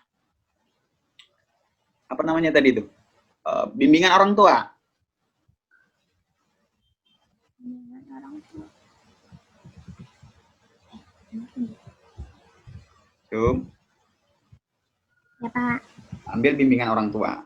Nah, Icum tambahkan sebelum masuk bimbingan orang tua itu pada paragraf tentang membahas prestasi tadi, anggaplah di periode tertentu nih, Icum tambahkan prestasi belajar, tambahkan kalimat seperti itu. Prestasi belajar tidak terlepas dari peran orang tua dalam membimbing. Terlepas Prestasi belajar tidak terlepas dari peran orang tua dalam membimbing. peran orang tua. Dalam membimbing. Kan bimbingan orang tua kan? Membimbing. Iya, Pak. Nah, oke. Karena ini tidak jalan. Coba close dulu, Cum. Ininya, Cum. Oh, masih ngetik ya? Ditulis di buku, Pak, saya. Oh ya, close dulu nih, supaya jalan ini sedikit. Saya pengen lihat. Share lagi.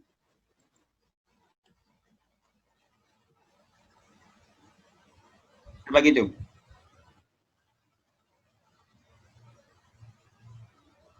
Ada, Pak. Oke, sip. Nah, turun jali tuh.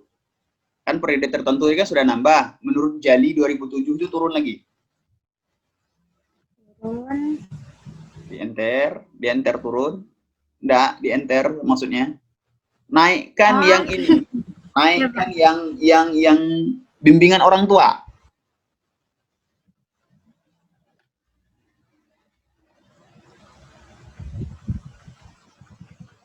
Mana yang bimbingan orang tua? Belum ya? Belum, Pak. Oh ya, itu mulai tambah di situ. Tambahkan Pak. di sini bimbingan orang tua, nanti dijabari. Bimbingan orang tua mempengaruhi hasil ini karena ini menurut ini. Kira-kira seperti itu. Menurut si bimbingan orang tua mempengaruhi prestasi. Pokoknya tidak pernah lepas dari prestasi. Selain bimbingan nih sebelum dijali nih, tambahkan nanti sebelum menurut jali itu, selain bimbingan orang tua, faktor lain yang mempengaruhi prestasi adalah minat belajar. Nah, nanti kan tuh tambahkan kata-katanya. Oh, orang yang sangat antusias, sangat berminat dalam melakukan sesuatu, maka dia akan mencapai kesuksesan dalam melakukannya. Kira gitu. Itu pengantarnya. Nah, nanti tambah kata-kata baru. Menurut Jali, minat adalah, bukan minat merupakan ya. Kalau ini di bab 2 lebih cocok. Jadi ini bukan pengertian minat, bukan pengertian prestasi, bukan pengertian minat, bukan pengertian bimbingan orang tua. Tapi ini minat yang mempengaruhi. Menurut Jali 2007 misalnya, minat mempengaruhi hasil prestasi belajar. Orang yang mempunyai minat lebih akan berprestasi lebih. Nah, kira-kira yang itu yang dimasukkan di latar belakang ini. Teman-teman semuanya, jadi bukan merupakan, adalah, pengertian-pengertian itu tidak. Tetapi seperti ini tadi, orang yang menurut Ani, orang yang memiliki minat yang besar, yang tinggi, maka dia akan lebih berprestasi daripada orang yang memiliki minat yang lebih rendah, misalnya. Itu yang dimasukkan di latar belakang. Ya? Oke, sip, sudah minat di situ. Baru masuk ke sekolahnya. Di mana sekolahnya, Cum? Fenomena, Cum. Belum saya masukkan, Pak. Rencana di mana? Rencana dulu nih. Rencana di mana? Di SMP Negeri 5. Oke, SMP Negeri 5. Nah, nanti ditambahkan setelah selesai tadi minat tadi, hasil dari pengamatan di SMP Negeri 5 atau di Samarinda dulu, bahwa fenomena yang terjadi, prestasi belajar siswa ini sangat dipengaruhi oleh bimbingan orang tua. Hal ini dapat dilihat bahwa anak-anak atau siswa-siswa yang dibimbing orang tuanya dalam hal belajar, dia akan mendapat prestasi yang baik. Karena merasa diperhatikan, merasa dipedulikan, merasa, nah itu ada teorinya itu. Pola asuh orang tua itu saya punya bukunya, ada teorinya. Nah, itu ditambahkan fenomena-fenomena itu. Selain itu, yang kita bahasain fenomena itu, di SMP Negeri 2, siswa yang mempunyai minat tadi itu, minat mahasiswa apakah kurang atau apa, disampaikan. Sehingga prestasi belajar yang kurang ini bisa dilihat dari bimbingan orang tua dan minat. Oke, Jom. Dan ditambah diperkuat dengan penelitian terdahulu tadi, itu lebih bagus, lebih cocok. Paham ya? Oke, ya, hasil penelitian terdahulu menyatakan, nah itu lebih cocok itu. Kalau ini tidak usah dihapus, hasil penelitian terdahulunya tidak usah dihapus, masukkan nanti di akhir. Ya? Di sini berarti yang tadi di atas ini ya, Pak? Di atas itu, di atas itu. Tulis di situ fenomena.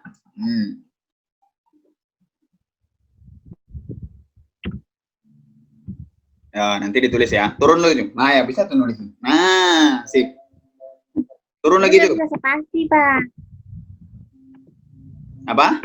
Ini turunin. Enggak. Bukan. Maksud saya lihat lagi di rumusan.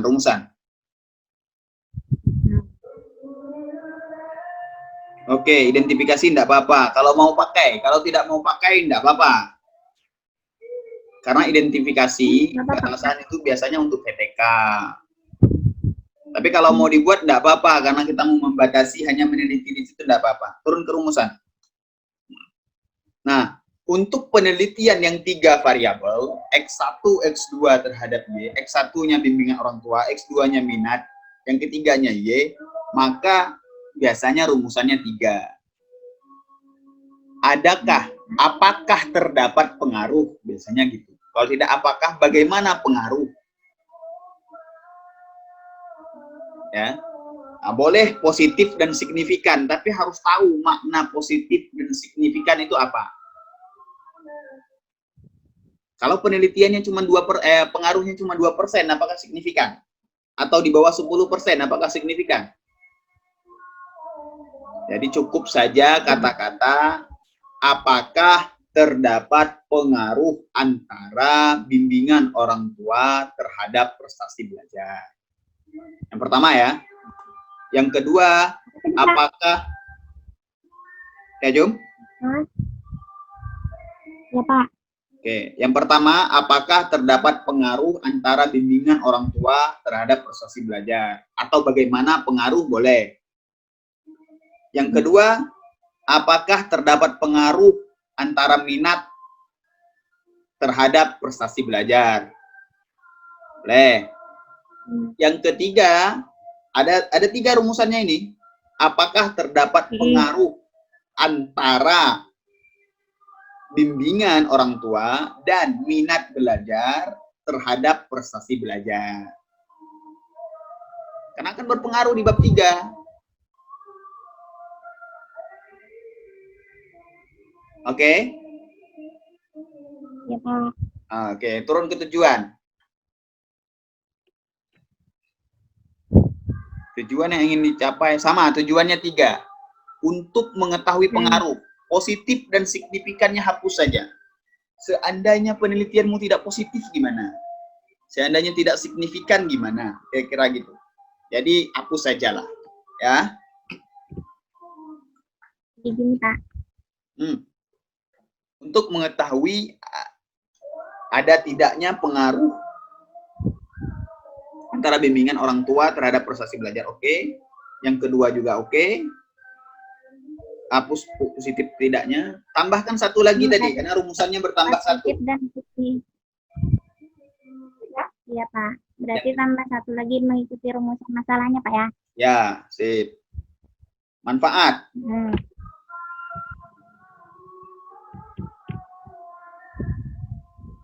Sama ya, seperti yang tadi, manfaat itu harus ada manfaat teoritis dan manfaat praktis.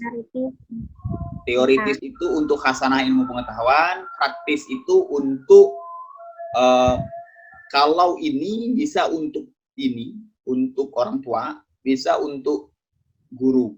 Bisa untuk guru, bisa untuk orang tua. Jadi siswanya tidak usah, Pak ya? Nah, saya itu sebenarnya kan yang membimbing itu kan orang tua toh.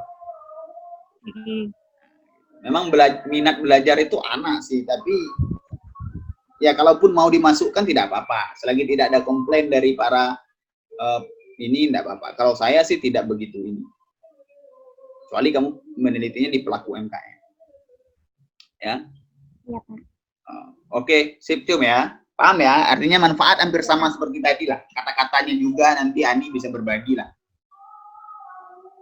Ya, Pak. Sip. Thank you, Risnawati.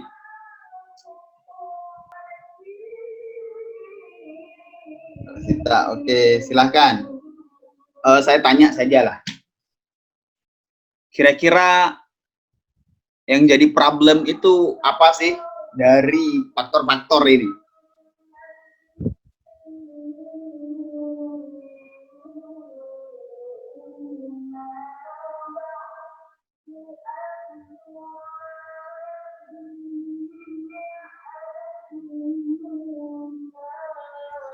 Jum.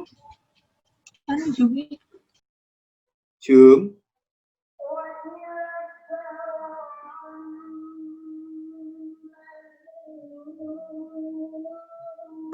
Adakah Juminya? Iya, Pak.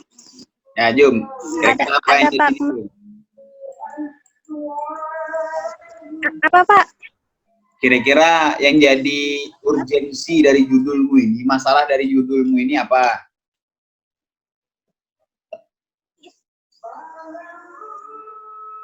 Faktor yang mempengaruhinya, Pak. Ya, Kan faktor-faktornya itu ada faktor yang dari dalam diri siswa sendiri sama faktor yang dari luar. Nah, terus kamu mau kamu apain dari faktor-faktor itu?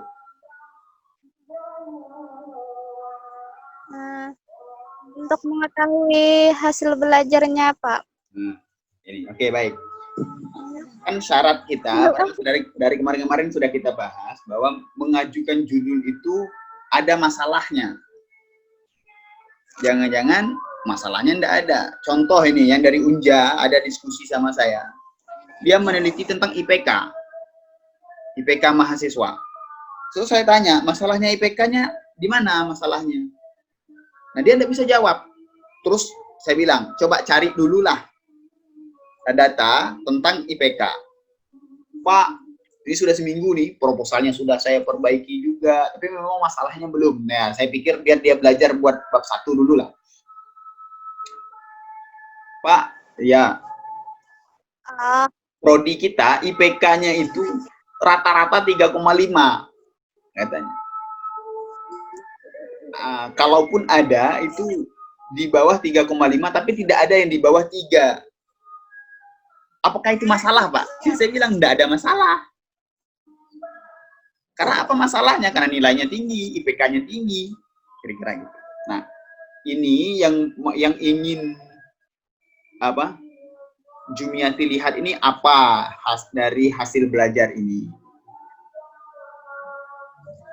Hasil belajarnya rendah, kan? Iya, Pak. Soalnya masih banyak yang hasil belajarnya itu di bawah KKM. Kan kalau di SMA itu nilai KKM-nya 75. Nah, di sana tuh masih banyak yang kurang. Masih banyak yang di bawah 75 KKM-nya, Pak. Jadi, saya ingin mengetahui penyebabnya itu apa aja. Nah, kalau seandainya nanti cuma membuat KKM-nya 75, berarti harus ada obatnya. Ini kan tidak. Cum kan tidak memberi obat, tapi judulnya bisa diganti seperti inilah. Analisis faktor-faktor yang mempengaruhi rendahnya hasil belajar siswa. Pak. Oke, nah turun ke bawah, turun. Karena ada 3 jenis penelitian yang berbeda ini. Satu penelitian, cuman pendekatan, bukan pendekatan, jenisnya, pendekatannya sama-sama kuanti. Antara yang pertama kuantitatif eksperimental, yang kedua kuantitatif regresi pengaruh, yang ketiga ini kuantitatif survei, bisa dibilang survei lah ini, atau analisis faktor. Pendidikan menjadi upaya penting, oke, sip. Belajar menjadi proses belajar siswa, oke. Belajar menjadi individu, oke, turun. Up. Selama proses belajar, masalah belajar, oke, sip. Turun. Naik sedikit. Saya belum lihat ada hasilnya tadi, baru masalah belajar. Nah, selama proses belajar ini mempengaruhi, oke, sip, ada mempengaruhi hasilnya. Turun. Bagus, turun.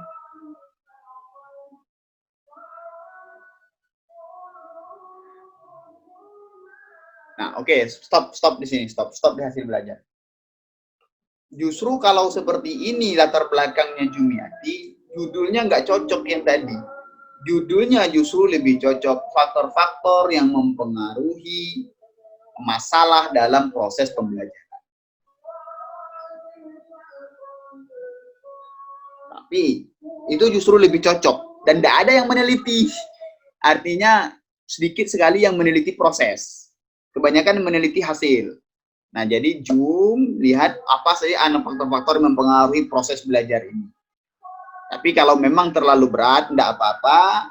Lihat di sini, lihat di hasilnya, tidak apa-apa.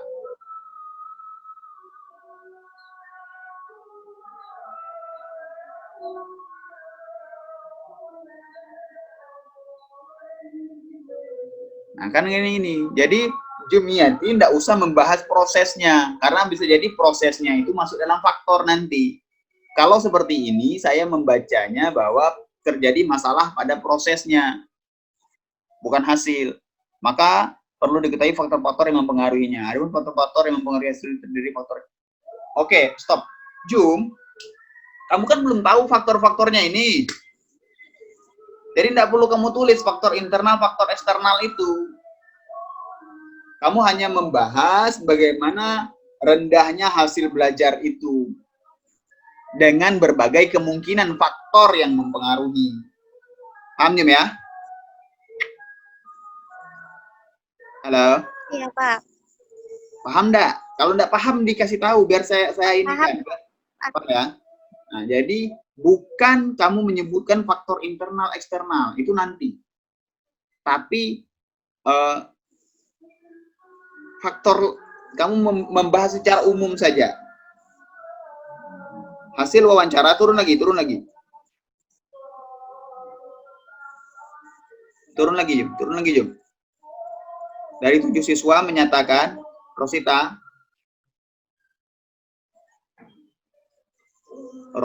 turun lagi. Op, terus. Op.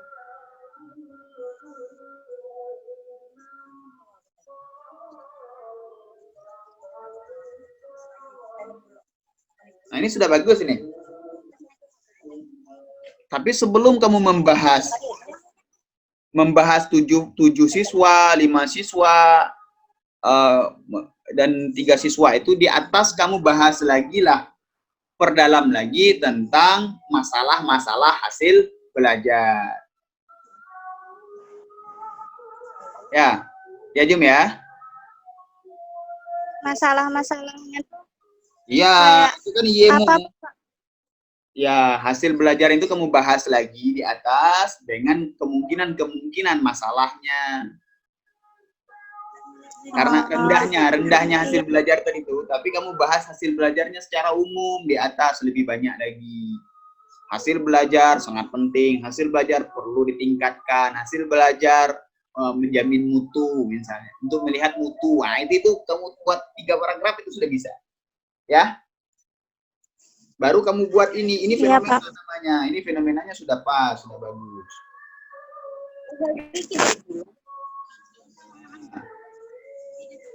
Berdasarkan penelitian terdahulu, turun lagi, Jum.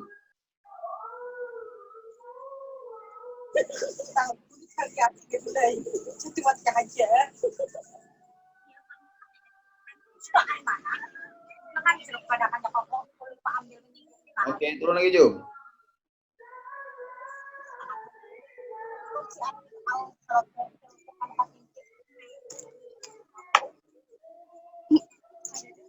Oke, sip. Nah, besok di rumusan ya. Nah, karena memang ini rumusanmu nanti, risetmu juga seperti ini penelitian terdahulu tadi. Jadi kamu gimana? Kamu pernah nonton film ini enggak? Apa 100 itu ya? Survei membuktikan. Nah, kira-kira seperti itu penelitian. Jadi tidak bisa ditargetkan. Penelitianmu meranking. Misalnya ada 10 faktor, ada 20 faktor yang disebutkan oleh siswa. Nah, kamu ranking. Misal faktor pertamanya apa? Minat. Faktor kedua, fasilitas. Faktor ketiga, ranking. Nanti rankingnya itu kamu ambillah berapa kriteria. Misalnya, oh yang di atas 10% kamu hitung, yang di bawah 10% tidak. Gitu loh. Paham ya? Paham, Jum ya? Paham, Pak. Turun lagi, Jum. Turun lagi, Jum. Berarti yang rumusan masalah 1, tujuan masalah 1, kamu menyebut 20 semuanya faktor yang ada, karena untuk menentukan faktor-faktor apa saja. Rumusan masalah yang kedua, kamu menyebut faktor apa yang paling dominan. Misalnya kamu ambil 5.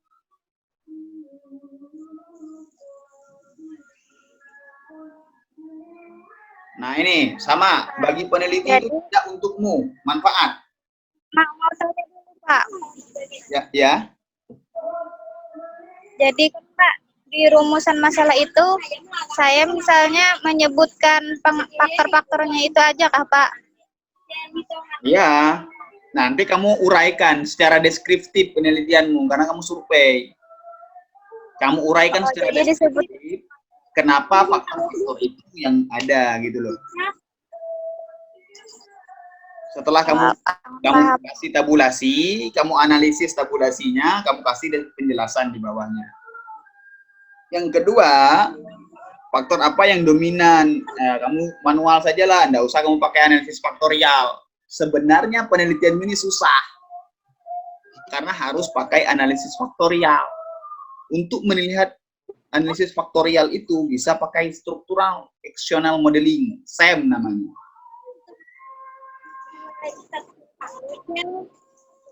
Nah, SAM itu agak berat. Nanti skripsi teman-temanmu cuma 100 halaman, skripsi kamu bisa 200 halaman. Nah, oke, sekarang buat sederhana saja yang seperti ini tadi, diurutkan, ya. Iya, Pak. Oke. Manfaat teoritis di atas, masukkan manfaat teoritis, menambah hasanah ilmu pengetahuan tadi. Manfaat praktis bagi peneliti, maksudnya bukan untukmu, tapi bagi peneliti lain, bahwa penelitian ini menjadi acuan untuk penelitian lain yang ingin meneliti variabel-variabel lain yang membahas tentang hasil belajar, kira-kira gitu. Bagi siswa tidak usah, kamu cuma melihat faktor. Turun. Masih ada? Bagi guru tidak bisa memaksimalkan, bahasanya yang salah. Guru memahami apa saja faktor-faktor. Kalau masalahnya fasilitas, gimana guru mau memaksimalkan fasilitas di rumah? Nggak ada. Kalau guru masalahnya orang tua, gitu. Artinya manfaat kita itu disesuaikan dengan konteks penelitian kita. Paham ya? Semuanya.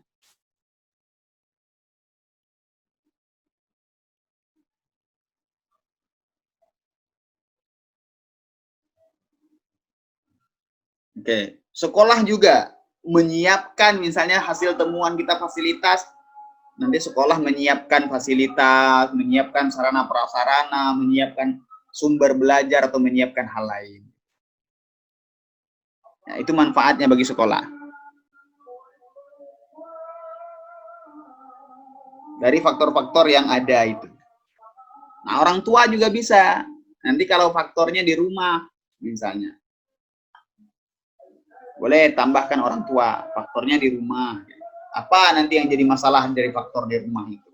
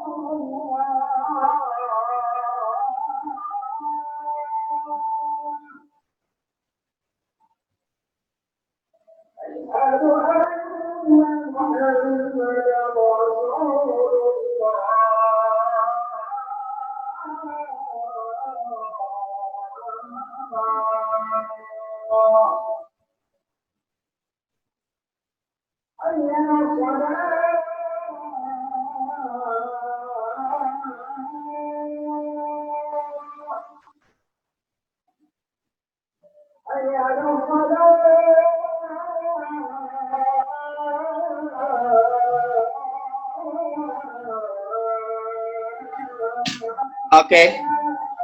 Paham Jim ya? Sini masih azan. Sebentar ya, di sini masih azan.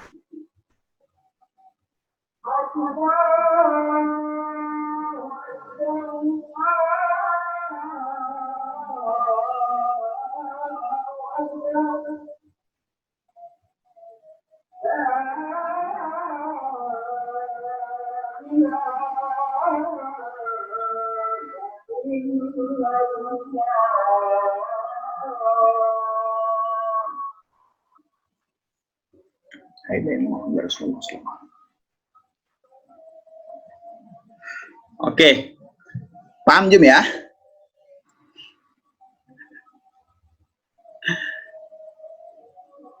Halo, paham ya teman-teman ya? Ada yang mau ditanyakan? Paham, Pak. Ada yang mau ditanyakan? Boleh, saya buka kesempatan bertanya, masih bisa. Cukup Zoom silakan di ini screen-nya. Saya boleh kesempatan bertanya 10 menit sampai 15 menit karena di sana sudah jam 1, kalau di sini masih jam 12. Kalian mau makan, mau sholat, mau istirahat gitu. Atau mau kerjaan yang lain. Membahas skripsi ini sebenarnya memang tidak cukup. Bayangkan kita membahas bab 1, 3 bab 1 dengan waktu yang saya cepat-cepatkan saja gitu. Mudah-mudahan tercerahkan teman-teman dalam membuat. Artinya apa? Artinya dibuat dulu. Siang sampai sore ini teman-teman bisa menyelesaikan bab 1. Bisa. Caranya apa? Bukan dipikir, tapi dibuat dulu. Bagaimana cara membuat, Pak? Dari berbagai artikel itu dijadikan satu dulu. Jadi dulu bab 1-nya, baru dikritik satu-satu seperti ini. Mengkritiknya itu bukan hanya saya yang bisa, teman-temanmu bisa. Kayak tadi, dibuat dalam kelompok kecil, dalam 1 jam sudah jadi. Walaupun kalian sudah jadi produk awalnya. Tapi produk awalnya jadi dari mana? Dari ATM kan? Ambil, tiru, modifikasi. Nah, dikritik sama teman-teman, ini boleh tidak, tadi bagus kata-katanya, boleh tidak ini pakai ini boleh tidak mengutipnya seperti ini, boleh tidak menulisnya, itu bagus. Jadi, teman-teman sudah bisa membuat bab 1 hari ini, bab 2 besok, bab 3 selanjutnya. Loh, Pak, tapi kan belum benar. Sampai kapan? 100 kali pun mau bimbingan, belum tentu benar. Gitu. Jadi, jadi dulu. Setelah jadi kan kalian bangga nih. Oh iya, bab 1 saya jadi, bab 2 saya jadi, bab 3 saya jadi. Nah, setelah bimbingan atau dapat masukan dari teman-teman yang lain, bisa diperbaiki. Kayak ini tadi, sudah bisa diperbaiki. Yang Ani sudah bisa diperbaiki, yang Risnawati sudah bisa diperbaiki, yang Jumiati sudah bisa diperbaiki, sudah bisa ditambah, sudah bisa dengan kata-kata yang lain. Gitu. Ya, silakan ada yang mau bertanya ke saya. Saya kasih waktu. Kalau ada yang mau bertanya tentang proposalnya dia, atau Pak, saya ini cobalah share screen. Boleh, 10 menit masih bisa. Ada? Rosita? Pak, saya mau tanya, Pak. Ya. Kan tadi Bapak ada bilang solusi di latar belakang, Pak. Ya. Ini apakah di setiap judul itu harus diberikan solusi di latar belakangnya, atau cuman kayak fenomena sama penelitian terdahulu, Pak, baru masuk ke judul? Itu Boleh. bagaimana, Pak, untuk penempatan solusi, Pak? Oke. Sebenarnya tidak semua harus ditujukan solusi di latar belakang. Yang paling penting di latar belakang itu adalah fenomenanya. Karena latar belakang itu kan masalah yang tidak sesuai dengan harapan. Harapan yang tidak sesuai dengan kenyataan. Jadi, teman-teman cukup, makanya di atas tadi harapannya. Paham? Harapannya secara umum, bahwa hasil belajar itu harusnya seperti ini. Tapi kenyataan di bawah hasil belajarnya seperti ini. Nah, dari itu, sebenarnya solusi itu adalah, teman-teman ingin melakukan apa? Itu solusi. Nah, kalau kita kadang solusi itu cuma ngambil dari penelitian terdahulu dan maka akan dilakukan penelitian ini sebagai solusi, gitu loh. Ya, Rosita ya. Jadi, ya, Pak. Jadi bukan Rosita membuat solusi di latar belakang karena belum melakukan penelitian. Penelitiannya Rosita, judulnya Rosita, itulah solusi yang ditawarkan. Oh, teman-teman perutnya buncit nih. Ya kan? Idealnya lingkar pinggang 90. Teman-teman bicaralah kesehatan adalah ini yang kalau idealnya 90. Kenyataan, fenomena, banyak masyarakat yang ini. Kalau seandainya lingkar pinggang di atas 90, maka terjadi penyakit numpuk ini kira-kira. Maka dari hasil penelitian ini, maka tertarik, nah itu solusinya untuk melakukan penelitian tentang bagaimana cara mengecilkan perut dan menyehatkan badan. Kira-kira seperti itu. Nah, itu solusi maksudnya. Nanti solusinya setelah ada hasil di bab 4. Jadi bukan langsung solusi di situ. Ya, Rosita ya. Iya, Pak. Baik, Pak. Itu maksud saya tadi. Kalau mungkin tadi terlalu cepat saya berbicara, salah-salah kata atau salah penangkapan. Bagus. Terima kasih, Rosita. Ya, sama-sama, Pak. Silakan yang lain kalau ada. Atau sudah capek semua nih? Saya Pak mau tanya. Oh, silakan. Ya. Gini Pak, tadi kan ada dari judulnya si Ani kan ada pengaruh penerapan model itu atau metode itu termasuk eksperimen atau PTK. Terus juga dari Icum kan tadi ada pengaruh bimbingan dan motivasi terhadap prestasi. Itu termasuk kuantitatif korelasi. Nah, kalau misalnya judulnya itu pengaruh penggunaan WhatsApp gitu Pak. Nah, guru itu sudah menggunakan WhatsApp. Nah, apakah itu termasuk PTK, eksperimen, atau kuantitatif yang lainnya gitu, Pak? Coba, pengaruh penggunaan WhatsApp-nya untuk apa?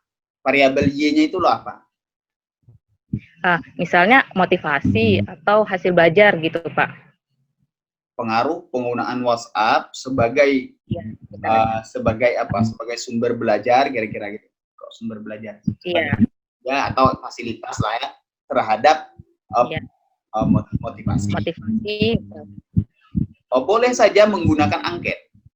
Kalau seandainya itu telah dilakukan.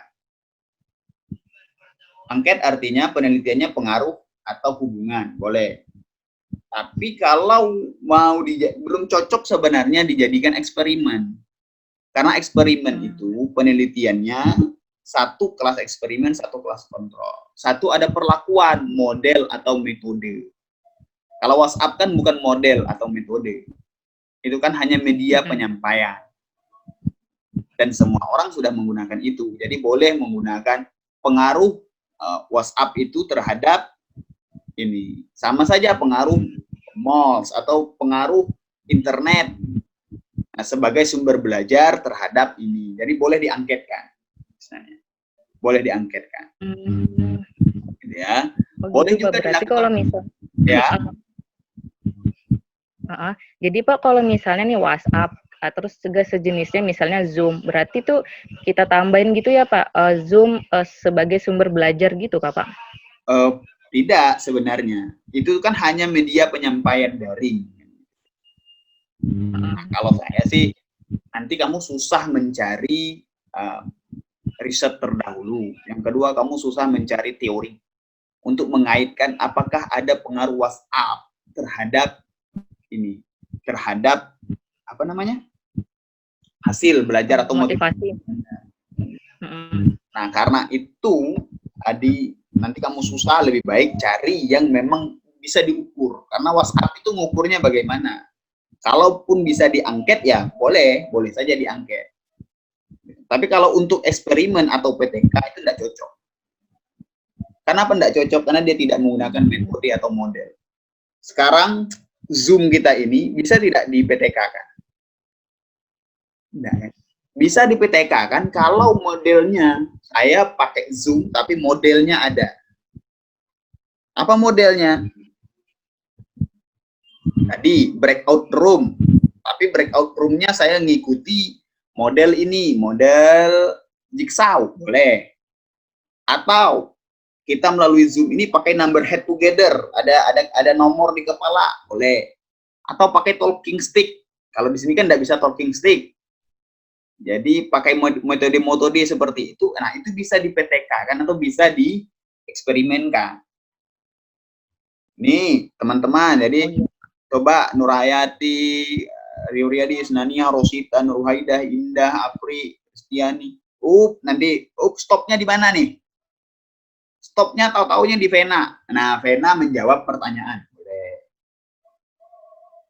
Kalau dipadukan, tapi kalau tidak dipadukan nanti apa tuh yang mau diharapkan dari WhatsApp itu gitu. Ya, Isnania ya. Oh iya, Pak.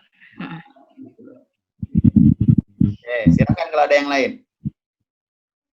Oke, Pak, makasih, Pak. Ya, atau ada ini lagi boleh, enggak apa-apa Isnania, atau ada pertanyaan lagi boleh.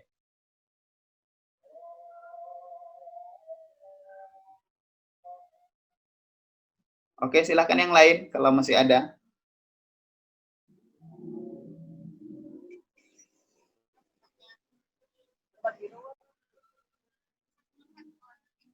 Fatimah, Gusti Ratu, Husni,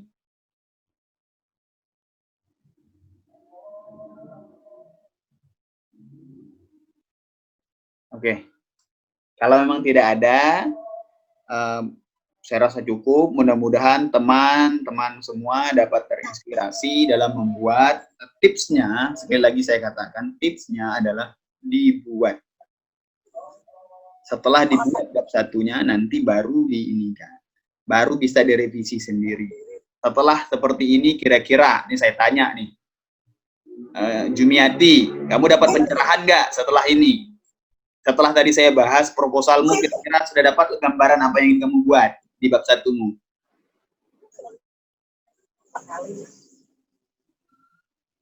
Dapat, Pak. Jadi kalau sudah dapat, langsung dikerjakan. Ya, Ani, nah, tadi kalaupun masih bingung, nanti boleh personal ke saya, boleh. Bebas saja. Tadi memang mohon maaf kalau seandainya saya itu gini, kadang saya sudah yes kan, oh iya nanti saya ini kan. Nah, dengan ya kita pahamlah kerja kita karena memang akhir tahun dan segala macam itu biasanya dapat tugas-tugas tambahan yang mendadak. Nah, jadi sudah terbaca, belum saya koreksi. Nah, ulangi. Pak, mohon maaf. Tidak apa-apa, saya tidak orangnya tidak marah-marahan kok. Jadi, Pak, mohon maaf, ini belum terima malu, kadang masuknya sekali banyak. Ya, Arisnawati, sudah dapatkan kira-kira gambaran, Cum? Sudah, Pak. Kalau sudah, jangan berlama-lama, apalagi yang mata kuliah seminarnya dengan saya. Rasanya setelah ini kita akan seminar. Ya, seminar kita nanti akan dibahas seperti ini juga. Gitu loh. Akan dibahas seperti ini juga. Ini harapan saya, memang kenapa saya pengen semuanya masuk ke dalam kelas ini dari kelas seminar kita, supaya bisa bekerja itu tadi, buat proposalnya langsung sekarang. Jadi masih ada ini. Minggu depan kita buat bab 2. Itu bab 2 nanti disesuaikan dengan, boleh yang tadi tampil, boleh juga tidak. Tapi kalau yang tidak, saya perlu tahu judulnya saja. Ini apa nih susunan bab 2-nya, bagaimana mengutipnya, nanti akan kita jelaskan. Minggu depan ya. Minggu depannya lagi, kita buat bab 3. Jadi dalam 3 minggu, selesai proposal kalian. Oke? Dila? Oke, Dila?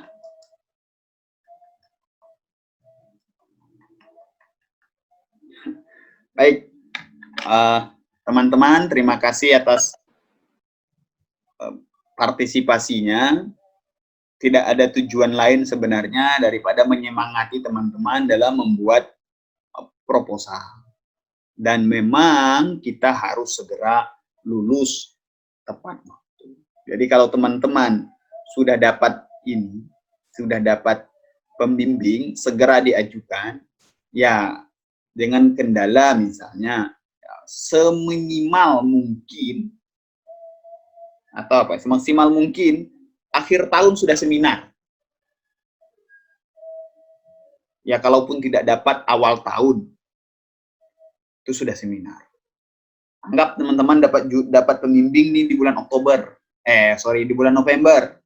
Sebulan itu teman-teman sudah harus bisa seminar. Proposalnya sudah jadi. Kalaupun nanti proposalnya ditolak oleh pembimbing, kan cara membuatnya sudah bisa. Bisa kebut. Nah, sudah selesai dikebut, baru diinikan. Ya.